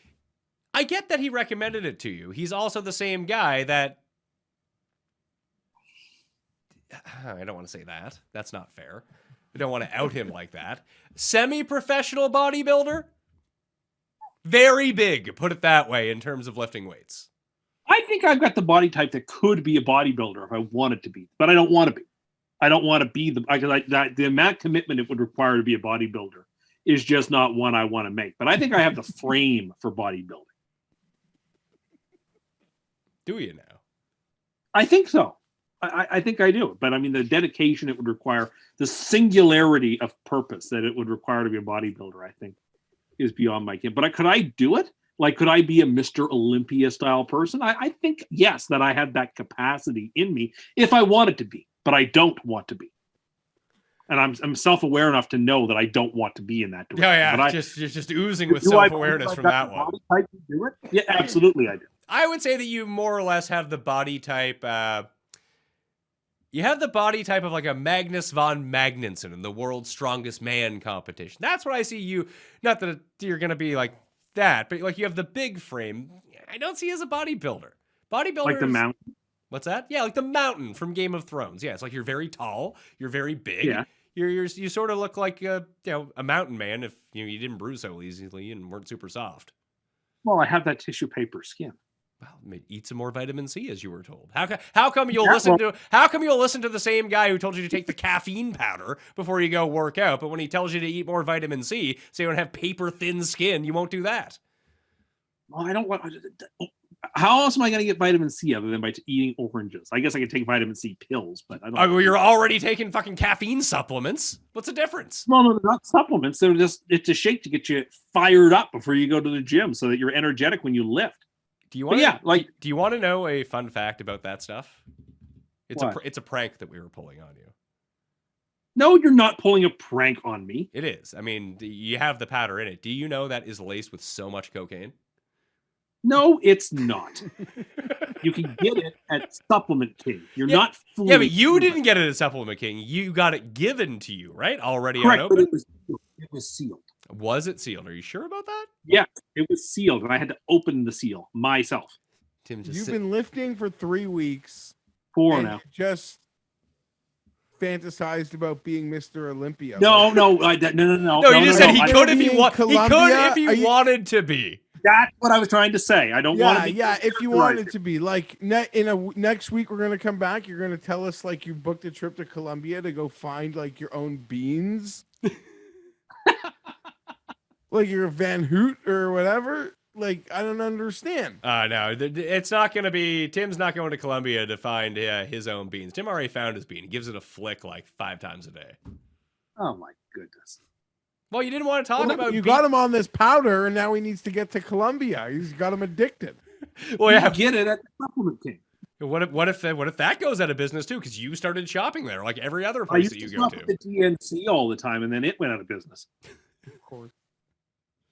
All right, let's get to the late set of games. Geoff, you're up. Chargers at Denver. I saw you already bet this at 1.5. That was a good number because it's now Chargers by 3 in this game. 47.5 is the over-under. I guess my one question to you is, do you worry that the Broncos will employ exactly the same strategy they did against the Cowboys and it's going to be super effective against the Chargers? I don't know. That was a big get-up game for Denver. I will say, So I pulled the 1.5 on the weekend. I've been waiting 3 months to play the Broncos, Pat. It's just before December. The Chargers and Broncos haven't played yet. I can't wait to play them. They are off a bye, which is kind of frustrating. They have the Chiefs and the Chargers with their next 2 games. So while many people are counting them out, I'm expecting Denver off a bye to give a full punch or whatever they have left to the Chargers this week.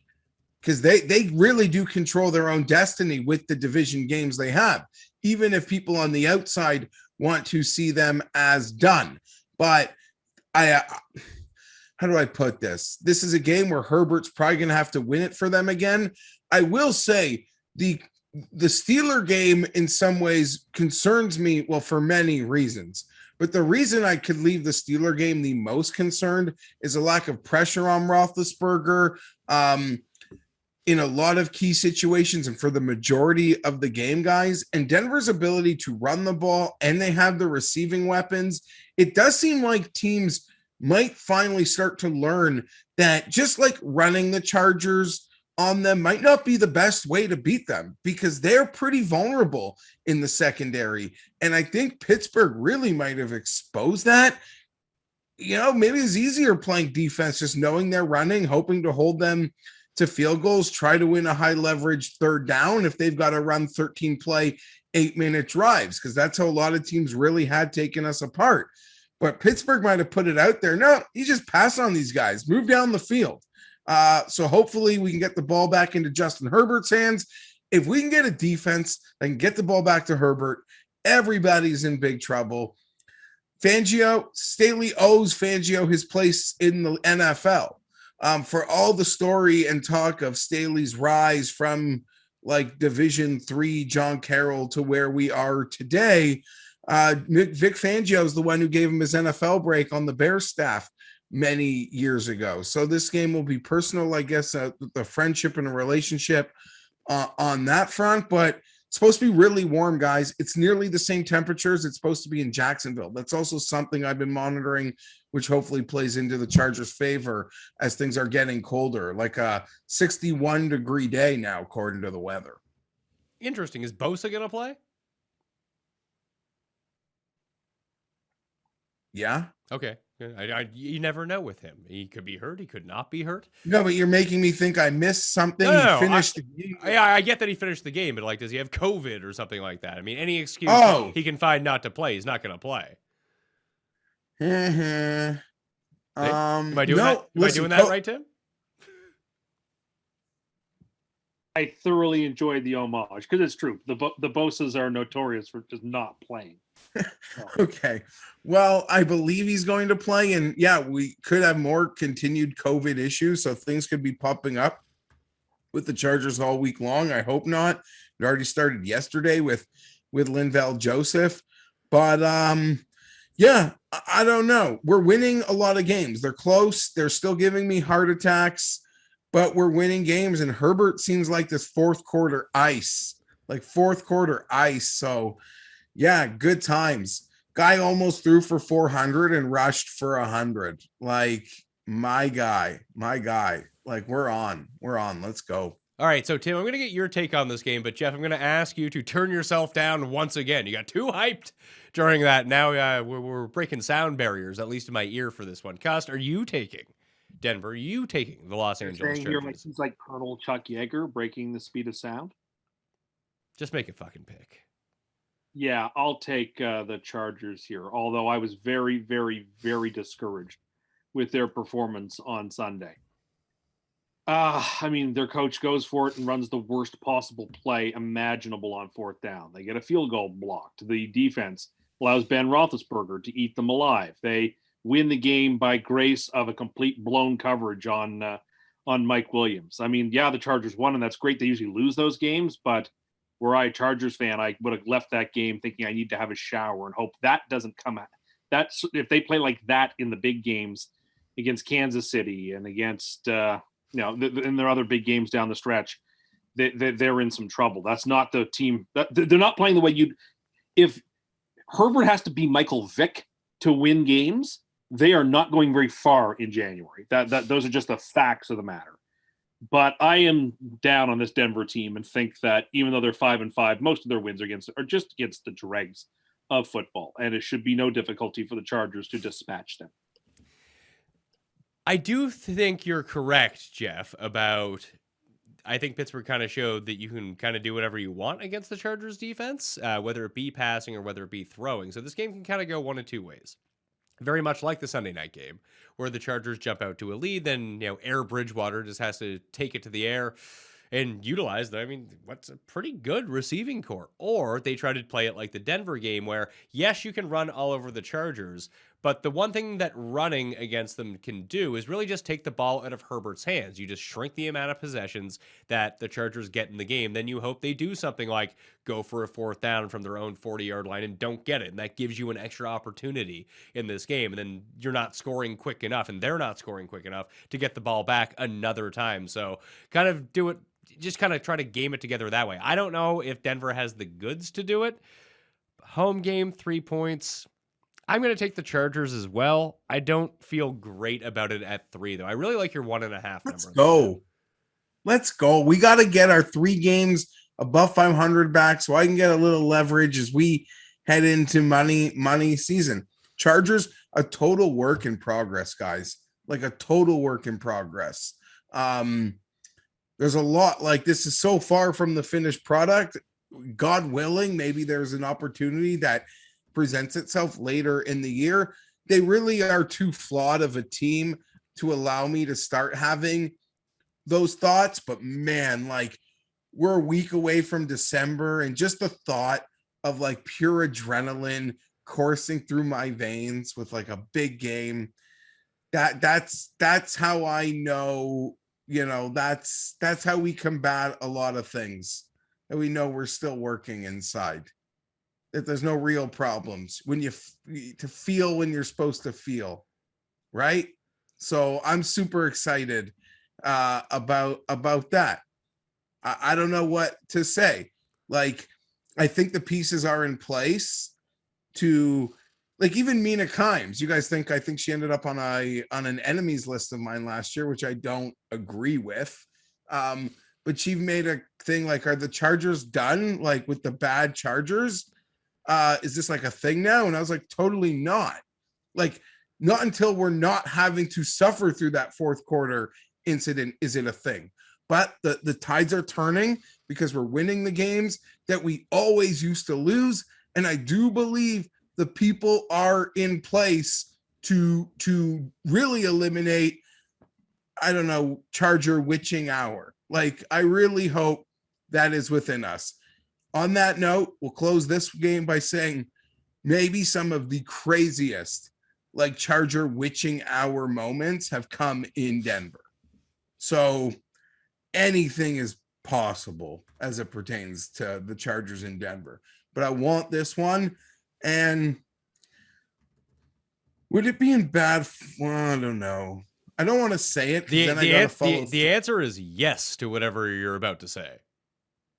Well, do you remember last year when we played Denver? I had a giveaway that didn't happen. Yeah, that you wanted Melvin Gordon to be hurt for the season, and you were going to give someone like $600 if that happened or something. You know, Melvin Gordon. Like the bet of this game is Melvin Gordon anytime touchdown. By the way. Yeah, that's probably true. Oh, on that note, if Melvin Ingram is a Steeler still, they probably win the game. Well, not really. They weren't playing him. I don't know why. They just gave him to the Chiefs. That Chargers-Chiefs game, like, Melvin Ingram is a cash money player. He's not like an every down, every guy, 16 weeks player, but he's a cash money player. He's going to make a huge play in the Charger-Chiefs game in a couple weeks, and he would have made a huge play on Sunday. He would have made a huge play. But you're right, Pat. Gordon is going to score. And I'm more concerned about, I made the early bet at the 1.5. I feel good about it with the advanced line. But with the comfortability that Ben showed in the pocket, I'm really concerned that we're going to allow Bridgewater to feel the exact same way with what both of us mentioned. And it's no secret, like, it's a really talented receiving core. They signed those guys to extensions. There's clearly a mindset in Denver, in my opinion, at least from a high end point, that they feel like they're fine. They just need better quarterback play. And I believe that's what their offseason is going to be. Like, we are fine. We have the pieces here. We just need the quarterback, and they're going to do their best to get the Rodgers, Watson, Wilson. Wilson is the name I would look at. You know, so I don't know, but we allowed Ben Roethlisberger to feel comfortable. So I'm worried Teddy's going to feel comfortable, and we're going to have a long, close game. But I hope to blow their goddamn doors off. Okay. Round of Chargers for all of us, like we normally do on the show. To support Geoff, Danger. Also watch Fienberg this week on Mayo Media Network. Rams at Green Bay. It looks like Bakhtiari is going to be on injured reserve for this. Not sure if Lazard is back for this game. Obviously, Aaron Jones is still hurt for the Packers, but they are at home. It's -1. Rams coming off a bye who have looked discombobulated their last two games. Stafford has looked hurt. He's looked out of sorts, but now he's gotten 14 days off to try to get right. Do you think this is a spot where the Rams can come out, Tim, and just beat the crap out of the Packers? I don't know if I would go so far as to say to beat the crap out of them, but I'm going to play the Rams in this game. I think the bye came at the picture-perfect time for them, and Green Bay has just played game after game against tough opponents. And eventually that sort of catches up to you. They had to play Seattle. And that was a tough, hard-nosed game. The week before Kansas City. Last week, Minnesota. Like, those are just tough games week after week after week to play. I like the Rams here quite a bit. I'm going to take the Rams in this spot. And, I mean, Rams were my Super Bowl team. If I think they're still that type of team, this is the sort of game they've got to prevail in. And I think they will. Okay, so Rams +1, sorry. Against, I think that's what it was. Paul, was it +1 or -1? Now I can't remember. I have -1 written down here for the Packers. So, so +1 for the Rams. I'm surprised you didn't tease them up. Nope. There's two other games I like better to tease. All right, Geoff, where are you going with this one? Because the coin is taking the Los Angeles Rams. This is a hard one. You know, the Packers off a loss. Rodgers seems banged up. At least he's been complaining about it, both to the media and I guess the sub media, because I saw him on McAfee today saying it's like worse than turf toe. What he feels like he's feeling. Rams off a bye. The conditions could get to them, but playoff revenge game from last year, and that worked for Buffalo bigly last week. I mean, Indy, but Rams bye, fresh stock. Let's go. Is anyone going to take Green Bay in this game? Yeah, with at under a field goal, yes, I think there were definitely people who will line up to take Green Bay. If it's snowing, they will. You'll think it's supposed to be 35 degrees, which is essentially freezing. There are gonna be people who say, "Look, it's LA. They're soft. Yeah, but you know what? But if there's one person who is used to those conditions and playing Green Bay, it would be Matt Stafford, wouldn't it? I guess, but I mean, when he was in Detroit, he played in a dome for half his games. So yeah, but he had to play in Green Bay every year. I suspect his record against the Packers in Lambeau is just abysmal. If one were to look it up, I'm sure his record against the Packers overall was pretty abysmal, no matter where they're playing. Yeah. But now he has No a doubt. super team behind him and not the Lions. but if you ask other people who are going to back Green Bay, yes, I do think at under a field goal, there's definitely going to be people who take the Packers. I think more people will come in on I almost said St. Louis. More people will come in on the Rams than they will on Green Bay. I see. I mean, let me just as better coach, better quarterback. Would you give the Packers both, or you wouldn't? No, I would give better. I would give McVay the better coach. I don't think LaFleur is all that great. He's fine. No, he's not that great. He's He's fine. got a win-loss record that stands historically for his tenure at the moment. Okay. Great. I'm just saying. I'm making the case. I'm making the main argument on that side. Who would you rather have as your coach? The guy who won't go? I would for it on rather have fourth down in the McVay. playoffs. That guy? Oh Guy yeah, who that's won the bad. Super Bowl, or the guy who chose to take his ball out of the hands of the MVP and not go to the Super Bowl? Yeah, that was bad. Can you That was can you bad. turn yourself down again? I don't even think I'm not even being like loud about it. Are It's not you even the Chargers anymore. are you scrolling left on the left hand button like I told you to? Yeah. If turn it all the way to the left, see if it does anything. Maybe it doesn't do anything. Maybe it's just not working that way. Test. 1 2 1 2. See, that's where you always get us into problems. When you do a mic check. Check. I hate Eli Manning. The Giants, I hope they're in QB hell forever. They got those Super Bowls. I hope they paid a price. Forever. See, I hope the next quarterback sucks too. See, I know you think you're joking. That is how you actually talk. That's how you should do. Oh, just repeat that over and over when you do a mic check. I guess, but I don't know. I can't like fake something that I can't fake that adrenaline rush when the topic comes up. So maybe, I don't know, next time you need an off-air mic check, like bring up some past employers of ours and you'll hear me get passionate. Like, I don't know. All right, Like we can manufacture the feelings. Tim, can you turn yourself up then, please, if Geoff can't turn himself down? I will. Okay, will do. Well, you do a mic check and turn yourself up while you're doing it. I just did. 1 2 3 3 2 Keep 1. going. Keep 1, going. 2, Keep going up. 3 2 1. That's as pretty much as loud as I'm comfortable getting. What do you mean? No, I don't mean you talk louder. I mean on your microphone, turn it up, the volume up. Oh, okay. Hold on. Jesus Christ. You meant by turn up my microphone. You meant talk louder into my microphone. No, there should be a knob on your mic. No, I got it. How's that? How does that sound, Paul, between the two of them? Now we can just manually turn them down, can't we? Yeah, this is fine. Apparently you didn't. You sound exactly the same. Well, I did turn it up, so Can you turn it up more? I'll just keep pushing it. But this is as high as it's going to get. That's as high as it gets? I think so. I'm pushing it. I've pushed it a bunch. Wait, are you just pressing on your No, computer? in the microphone setting in my computer. No, on your microphone. Yes, I know what you mean. Yes, I've got it up. No, you're in your microphone setting on the computer. There should be an actual knob on your microphone that you can turn up. Okay, that's as far as it goes. He sounds louder now, doesn't he, Paul? He does. Okay. That's as far as it goes. Well, now you sound really far away from the microphone. No, I haven't. I haven't moved. I'm fine. You sound really triggered about this. No, just I haven't moved. I don't touch my settings ever because they're in a good situation. No, I understand that, but Geoff, we're dealing with microphone problems with Geoff, and where you two are coming in on the same feed, you guys need to be at the same level. That's when we start getting it. Do you understand? I just don't like screwing around with I just don't like screwing around with my microphone when I've got it at a level I like. But I get it. I changed it. I did what you asked. Yeah. Thanks for being a team player. I asked you to turn up your fucking microphone, and I did. You did it like a petulant child. whatever. Was it that difficult to do?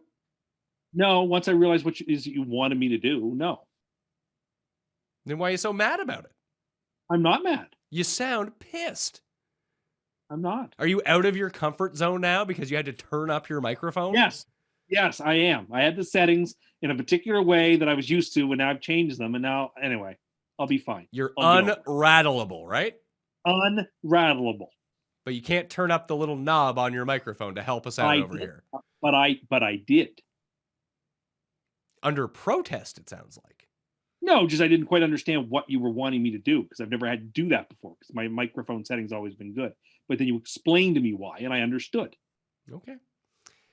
Paul, did you turn them down like as a unit yet?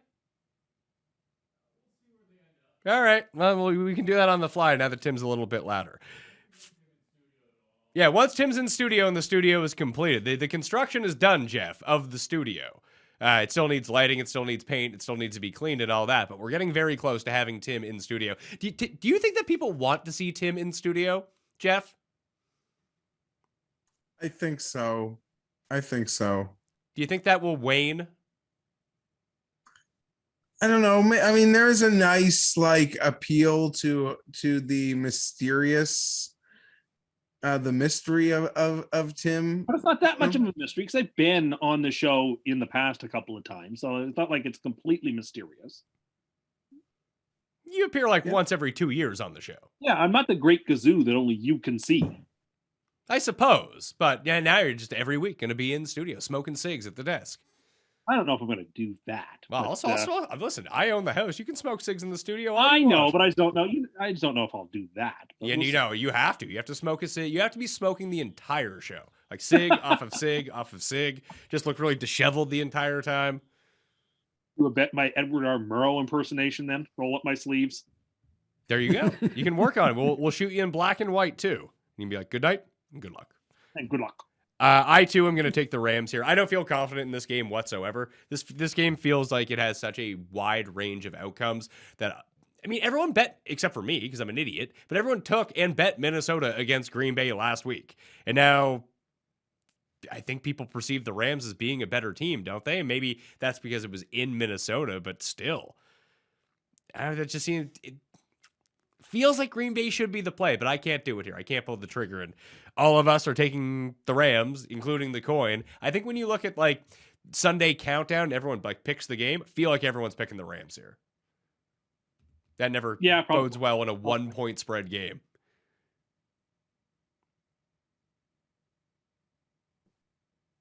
Everybody took the Bengals last week, and the Bengals easily took care of the Raiders. So this is true. I was an idiot and took the Raiders there. Minnesota at San Francisco. Minnesota riding high, coming off beating the Packers at home. 48's the total, -3. The Niners are favored by.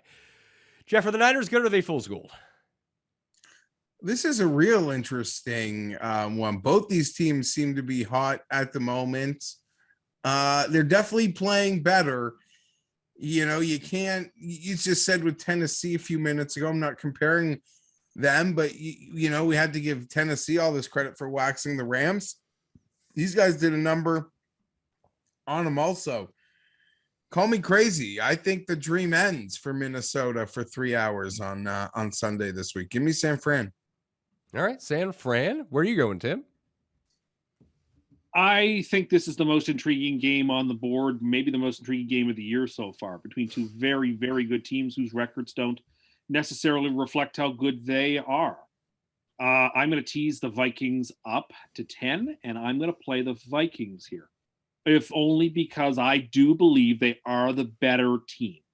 San Francisco has had some really good games, but I feel like the Vikings' losses have been tougher and to better opponents. And so in a very close game, and I really like both of these teams. I think both these teams have a legitimate shot to make a wild card, even with a loss here, because of the natures of their schedules. But I'm going to take Minnesota here.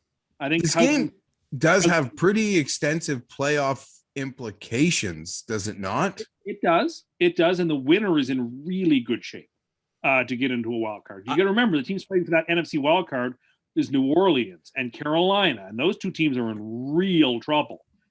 Philadelphia, I suppose, has an outside lane too, but like They're the Eagles. So the winner of this game is in a really good position. The loser's but not done by any means, but the loser is in a tougher spot. I think it means I think more. the Vikings- I think this game means more to the Niners than it does to the Vikings. Just based on who these teams have to play rest of the way in their division.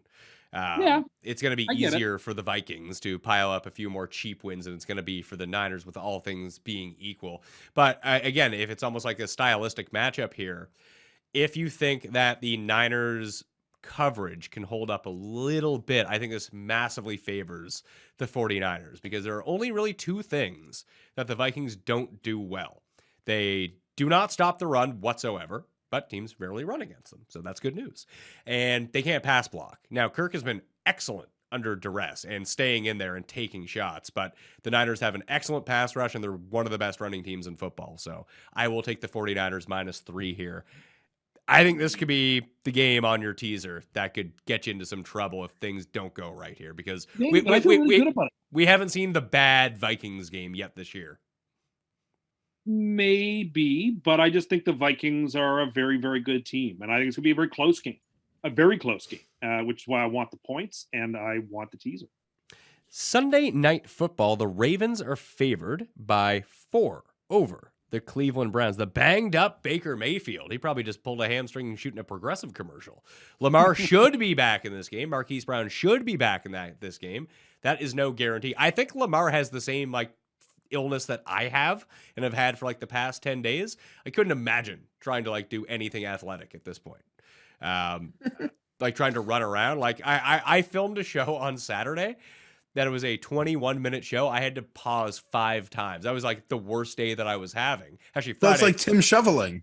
Yeah, it's like Tim shoveling. I could only speak by myself consecutively for so long before I was I'm running out of air here. I couldn't imagine trying to run around on that day. So hopefully he's feeling a little bit better this week around. But this flu is it lasts. So if he's got the same strain of influenza as I have and people around me have been getting, because it's been lasting 3 weeks. So it's not great. My voice still isn't completely back yet. I don't know what I want to do in this game. Baltimore's such an easy pick here. But every time that Cleveland lines up to be the easy pick against team, they fucking win the game. So I don't know what to do. Help me. It's going to be the Ravens winning by 3 points. Do you like Cleveland? I like Cleveland. I'm teasing them. The last part of the teaser, you give them to 11, and I'm picking them against the number. I think it's the Ravens win by 3 in some ridiculous, foolish fashion, and the Browns get the cover. And everybody is unhappy because everyone will be chasing their losses with Baltimore, and the Ravens are going to win, but they won't cover the number. That sounds about right to me, Geoff. Yeah, that I could see that happening. I do want to say, and I'm going to try to say calm because I have a passionate feeling about this. As somebody that loves the league so much and its minutia, and how do I put this? I am enthralled with the Baker Mayfield story. And I think so much of it just is first overall pick. And that just creates not even just the expectation, but a spotlight and such a curiosity factor, from me. He's going to potentially go the way of Jameis. And as someone that likes Jameis, I would argue Jameis, there are more years in Tampa than Baker might get in Cleveland. I don't know. The ceiling always felt a little higher with Jameis, but for all the people that harp on why do we care? Why is this such a big thing? I want to say the Baker Mayfield thing to me is maybe the biggest football story, on-field story currently in the league, how that is going to play out, because the cost it's going to cost, the amount it will cost them to give him an extension, they will probably be able to pay a proven veteran less money in some respects, or the exact same money. So it's not even getting better at the position will cost them money. It will cost them the exact same probably as what having to pay Baker is. And those whole developments after this week's game where he didn't talk and his wife sent out a post that she deleted, it's just bad. He's so fascinating because he plays with the media, Pat. He's I I'm not comparing myself to Baker. I hope you could think of someone else when I make this analogy. I hope someone else comes to your head more that fits this more than me, because that'd make me feel like, oh, I'm that guy. But Baker's like your friend on Twitter who can like never stay out of it, who's in like a really good spot and has like a lot of really good things going for him, but he can just never stay out of it. Can never stay out of it. So it's you. Okay. Yeah. Paul's just dying in the other room laughing. Yeah, no, but it's definitely you, Geoff. so that's me. Yeah, I teed it up. I thought, like, even when I thought of it in my head, I'm like, yeah, Baker's a lot like me. Put his back against the wall. He's gonna punch. He doesn't have to. He's in a really good spot. But yeah, I don't know. It just makes it that much more intriguing. Like, people can't wait to see what he's gonna say or do, because he can unhinge himself. And him trying to pick a fight with like Browns fans by saying the same people that booed him are the people that like make noise on third down while he's trying to orchestrate offense. Shut up, man. Cleveland has a lot of warts. They got a lot of faults, but it is a very intelligent football fan city. Like, they know what they're watching, and you deserve to be booed by drunk hardcores. And those are not the same people. Like, I don't think it's nearly a percentage shared of the same people that are cheering on third down. Like, when you're trying to calm the crowd down, I don't think that's right or fair. And the history of athletes that want to attack the home fans that come out on top in the end, it's probably zero. So good luck to you, man. And I'm not like Tim. Like, Tim truly hates this guy.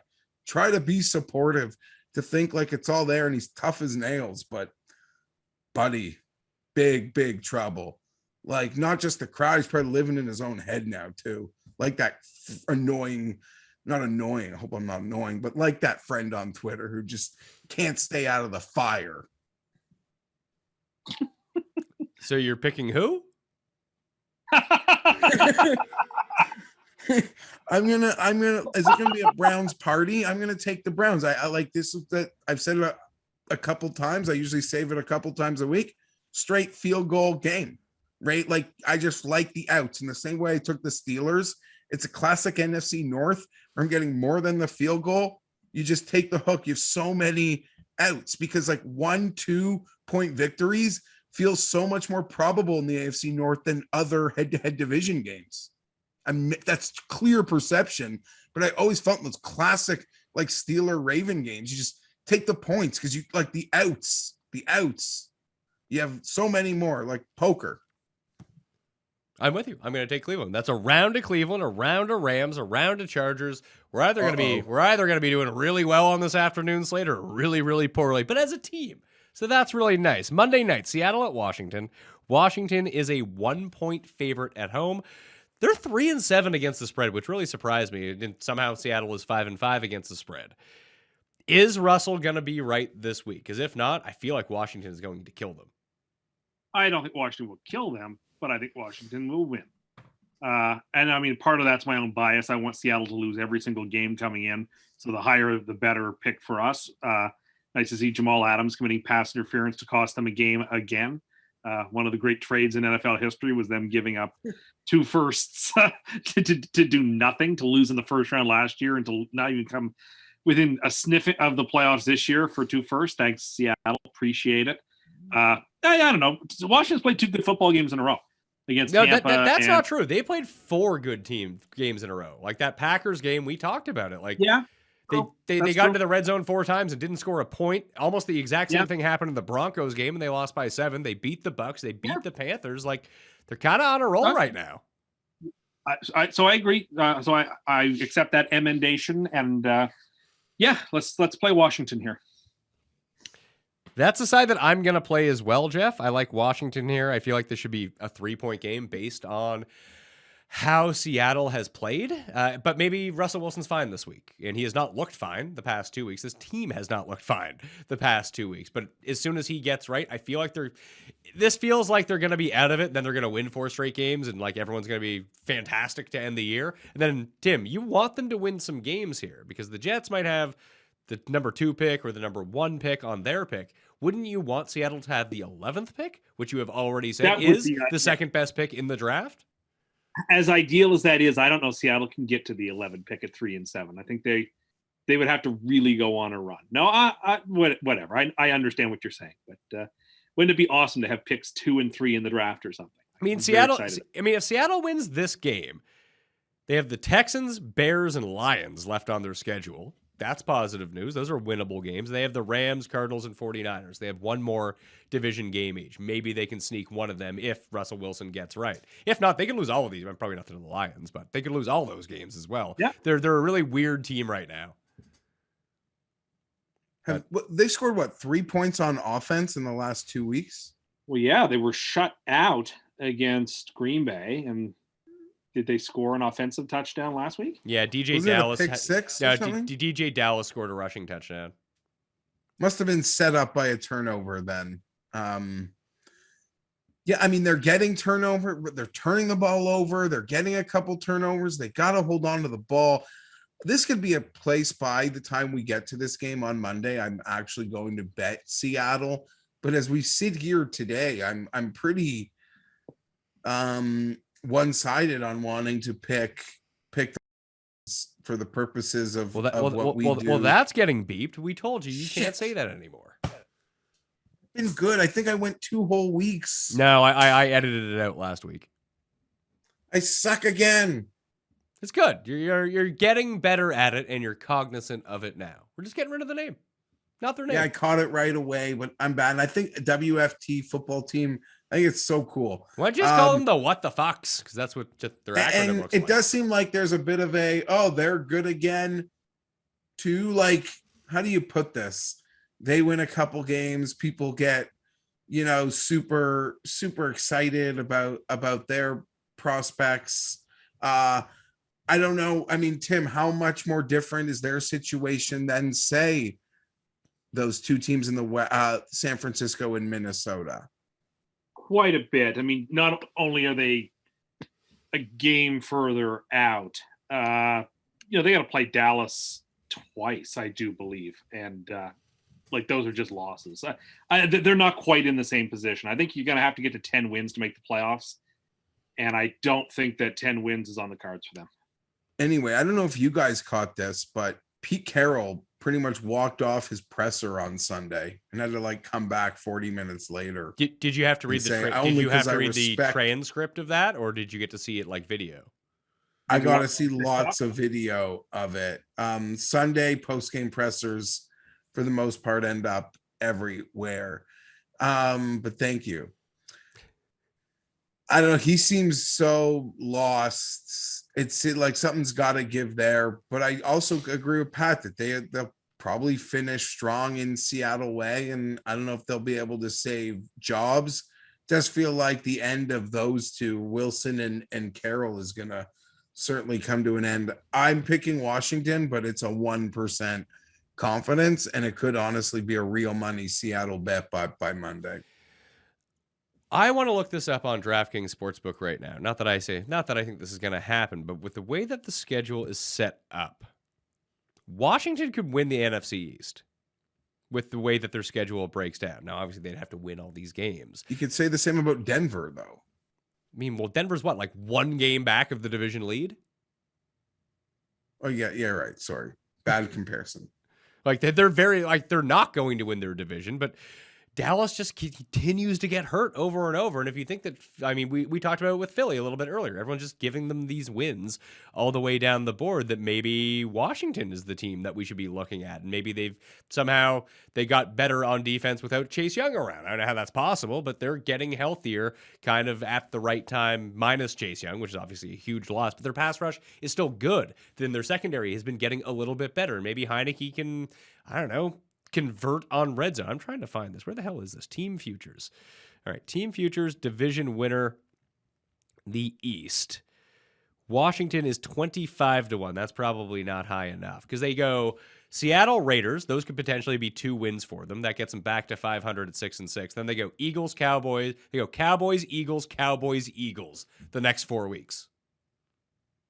And then the Giants to finish off. So they have 1, 2, 3, 4, 5 divisional games to finish the year. I don't know if I've ever seen that before. I can't believe they go Cowboys, home Cowboys, at Eagles, at Cowboys, at home Eagles. Like, that's a weird stretch on a schedule. Very weird. Yeah, I mean, if they were to, they pretty much have to sweep the board. Yeah, they would have to sweep. I don't think that's going to happen, but no. I would want like 40-1 on something like that. Better odds just betting them their money line and then just multiplying it game after game rather than taking. Yeah, yes, you would probably be right about that, but the investment in something like that would be a whole lot more, obviously. Yeah, it's not that's right. It's not like you can just go and parlay their money lines together for the rest of the year, because that would be a lot higher. But running it back week after week, eventually you just have a bunch of money. Yes, that's right. But it's plausible that they could do it. It's improbable, obviously. It's probably less. What would I need? It's probably a less than 1. I probably need like 100-1 to bet on that. I could tell you right now, because I was looking at a graph earlier today about seed probability. Yeah, but in this scenario, you have to give Washington wins in all 5 of those division games. That's the only way that's possible. Yeah. Okay. Washington, to be the 3 seed, which would mean winning the division, they have a 0.2% chance. To win the 4 seed, which also would include winning a division, has a 1.7% chance. So your theory so they have a 1 in 50 chance of doing this. Yeah, so they would. I mean, less than that. So you need to bet somewhere around 70-1 to win the division. Would be the true number, I guess. And you're getting half that, so it's not worth it. Not even half that. You're getting 25-1. You're getting a third of that. So bad bet.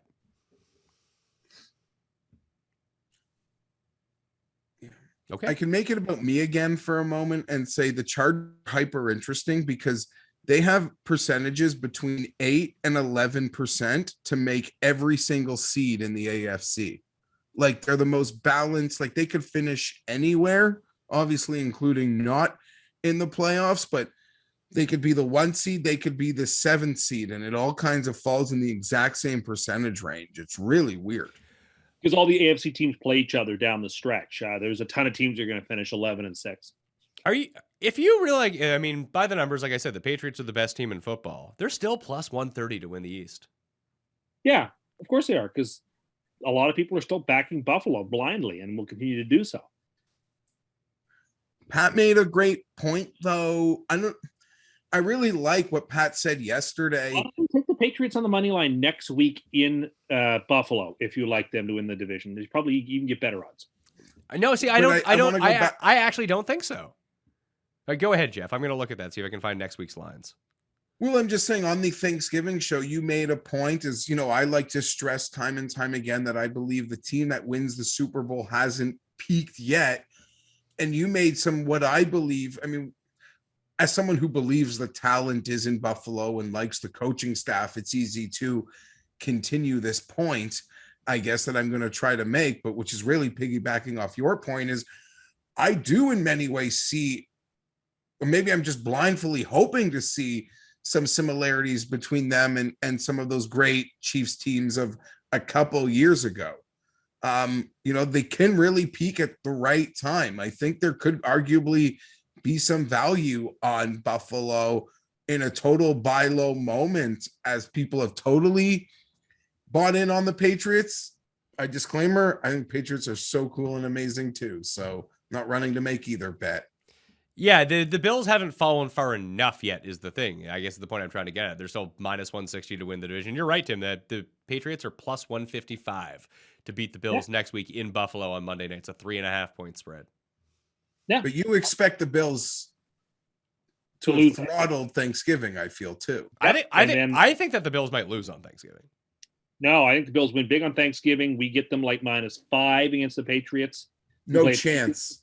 Who play a tight game against the Titans? They would, the Patriots would have to lose outright to the Titans, and the Bills would have to smoke the Saints for that to be 5.5. With an injury, there'd have to be an injury for people to get -5 with Buffalo. No, I next don't. Again, what's the difference between 3.5 and 5? Not a heck of a lot, right? It doesn't take a lot of money to float that there. Anyway, we'll see. Yeah, fair, good point. Fair. there would have to be such a drastic outcome for people to turn on that game, to turn on the Patriots that quickly. People want to turn on the Patriots. It's just really hard to do that right now. Yeah, that's true. So if they just beat Tennessee, the line probably moves towards like they beat them by 7. It's also a revenge game for Brady's last game as a Patriot in some respects, right? Yeah, but no one there cares. Fair enough. Okay. That will do it. On the Pat Mayo Experience, it's time to give some super locks out. So, I lost last week. Both you guys won. So, Geoff, that will put you up. If you win this week and I lose this week, we are tied at the top of the super lock standings. I'm 9-2. You're 8-3. Tim is 5-6 right now. So, Geoff, go ahead. 5-5. Carolina. You're not Don't 5-5. Carolina, It's week love 12. it. Carolina -2 in Miami. Yeah. All right. Geoff or Tim. Steelers. Pittsburgh +4 at the Cincinnati Bengals. If I was blindly doing this, it would be Tennessee +6, but that's not what I'm going to do. I'm going to go on this. I can't do the Giants. That's ugh. Give me Tampa. Give me Tampa. The first thing I did when I looked at the board, I made this mistake last week. When I looked at the board, first thing, I thought the Colts were massively undervalued. Didn't do it. Didn't pull the trigger on it. I think the already. Well, we started the show. We've already made the picks at 2.5. I get my 2.5. So -2.5 Tampa Bay. Already getting a half point of value on this one. Although that's being juiced down. No, that's the over that's being juiced down right now. That'll probably get back to 2.5. DraftKings Sportsbook changes their odds really quickly, by the way. If there's a number you want to get on a hook, it'll probably pop up at some point during the week, and then it will change like 45 minutes later. Like Paul usually does the boards for the show an hour before I write them down on the sheet, and they're usually like 4 of the games will be off by a point or a half point in that time frame. Okay. Are you guys good to go, or do you want to recap your free money teaser, Tim? Got to give the free money teaser out. It's a 5.7 or 5-team 7-point tease. Vikings, Steelers, Patriots, Browns, Jets, and that pays +320. 320 on the tease. I do have Geoff, did you know that I rigged up a little game here for Tim? I remember we started the What Does It Cost on the Thanksgiving show. I got a few of them here. Some everyday items, and we'll take the average of these. Tim, do you know how much a crock pot at Walmart costs? Oh Lord. Do you know what a crock pot is? Yeah. I'll say $50. You would get that correct. $50. If I was to install a new doorbell with a video camera, Tim, how much would that cost? Ooh. Probably a ton of money. I just did this. I'm sorry, how much did you say? $2,000. $2,000? Geoff, what would you say it costs? I would guess plus the installation. No, like it's just a camera. It's a doorbell. You buy the doorbell in the camera. I don't know. I bought one of the Nest things. What was $200-300, right? You can get them for $85 right now. $85. Maybe I bought like a multi. I think I bought like a multi-unit. I think. Yeah, how many cameras do you have? This backyard. Yeah, there's a couple. Yeah, so you have more than one camera. This is the doorbell camera. Yeah. So yeah, Tim, you were off by almost $2,000 on that one. Yeah, I did not diagnose that one well. And for all the crooks out there, Tim currently does not have one. That's why he's worried about Amazon packages being stolen off his porch. Yes, I am. A mini. That's why he's got to go to the mall to pick it up. An average mini fridge from Walmart that's 2.5 cubic feet. Tim, how much do you think that costs? $400. Geoff? $150. $175 would be the answer to that one. Tim, you might be getting overcharged everywhere you go. You know that, right? Well, I knew the crock pot. You got one. We've done like 6 of these so far. You got the crock pot exactly right. And you've been off by a factor of at least 4 over on everything else. Tim, no wonder Tim doesn't need to check prices, Pat, because he just has so much experience thinking he's getting so much freaking value everywhere he goes based on what he thinks he's going to be spending. Do you think it's a plus or minus EV move to not know what things cost? Probably a minus EV move. All right, I got one more for you, okay? All right. You are a fan of the show Below Deck Mediterranean, correct? I am. So 2 days and 3 nights is a typical charter for that specific yacht off of Croatia, the one that you saw in Below Deck Mediterranean. For someone to book that yacht, not on the show, just being like the 3 of us, if we want to do it, how much would that cost? 2 nights, 3 days. For how many people? It doesn't matter. $50,000. Geoff. 22. $200,000. Oh, wow. If you'd go on the show, it's between 40 and 50,000. How much of But then you got to give them like a $50,000 tip. Well, what do you think that the standard tip is for something like this? It ought to be like 15 to 20% of your price. That is correct. 15 to 20% is exact. So, I mean, you would have tipped a lot less because you would have paid a lot less if you got it for one. See, it's funny. Super expensive things you go way under, and super cheap things you go way over. That's very strange. Interesting how that ends up working out.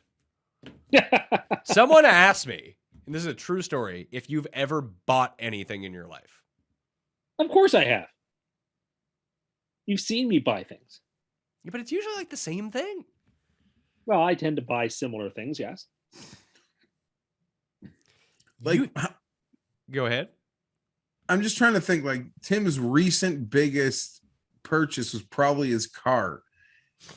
Yes. And did you think, like, you must have left that experience thinking you saved like $70,000? I did. My car has a backup cam. And Bluetooth. Bluetooth, you pronounce that like Geoff pronounces Encino Man. So yeah, I felt like I was getting a steal. But you have no idea. No, but like, it seemed like a good price, so I went with it. Well, what seems like a good price? I could have walked over to your house with a doorbell camera and I've been like, yeah, that's $2,000, Tim. Like, okay, sounds good. I don't know. It wasn't just me. I got some help. Okay, so you did have a consultant on it. Yeah, I asked my father to help me. He's pretty shrewd. All right, well, there you go. Well, do you know if he's shrewd? Because you don't know what anything costs. Well, yeah, but he seemed to have a pretty good sense of it. And actually, my grandfather had a look at it too. So either we're all being bamboozled or I got a good deal. Either way. Well, what if this runs in the family? Just like supreme, like you have supreme confidence. Like when I asked you those questions about how much those things cost, and you gave me your answer, you knew that was the answer. What you said, right? Like you didn't like waver on that for a second. Like, am I guessing too much? Am I not? No, like no. This is what it costs. I'm checking the number and I'm going with it. Yeah. So if that's like a family trait, you got to watch out, man. All right, I will see you on Thanksgiving as we watch the games. Yes, you will. Everyone out there, I want to be safe and to call that mental helpline if you're eating your Thanksgiving dinner over the sink because you're in a bad place and you can get out of that bad place. Listen, we all get into bad places sometimes, not as bad as eating over the sink multiple times per month or even once a month. That's kind of crazy. But you need to thank Tim Undercust. Tim Undercust. That is not my name. For bringing all of this to our attention and now your attention too. And now you can enjoy Thanksgiving. I mean, I don't enjoy Thanksgiving because, like I said, being around my family that long just sounds god awful. I was going to the basement or something. I don't like smoking around my grandparents. I gotta like sneak out back and like spray myself with perfume, like my uncle and I, just so they don't know that we're smoking out there. It's a real scene. Geoff, you know how it is, don't you? Yeah, and I get like people complain at me after that I disappeared for too much of the evening, but that's how I roll. Yeah, you just want to go smoke a joint out back or something like that. I disappear. I do laps. I think I'm being like methodical and sharp and suave. Like I do enough to make sure you see me and like have the moment, but in the end, you see none of me. None of me. I will be back on. Actually, I'll be back Thursday. I have a show coming out Thursday. It's a split show that I did with Davis. We recorded an extra hour of just our random chats back and forth. So if you need time to kill, or you got some alone time, or just want to like sneak off to the bathroom just to get away from people and need something to listen to, I'll have fresh content on Thanksgiving for you. That's evergreen. That'll last a while for your trip back too. And obviously the show is good until Sunday. If you want stuff to on your trip to kill time with. Again, that is really the purpose of the show. Friday, I will be back. Like not live, but me, Cam, and Pizzola are doing the Best Bet show on Friday, and then I'll have the injury recap on Saturday. So, being Canadian, I'm here for your content needs to keep you up to date on all the news. I want to thank you all for watching. I want to congratulate Tim for winning that poll and being correct. I'll give him some more credit for that. Yay! Rate and review the podcast. If you are one of the 3 people selected, you'll win $100 in Listeners League and all that fun stuff. Just enjoy yourself this week, all right? I'll see you next time. That Mayo experience! Experience!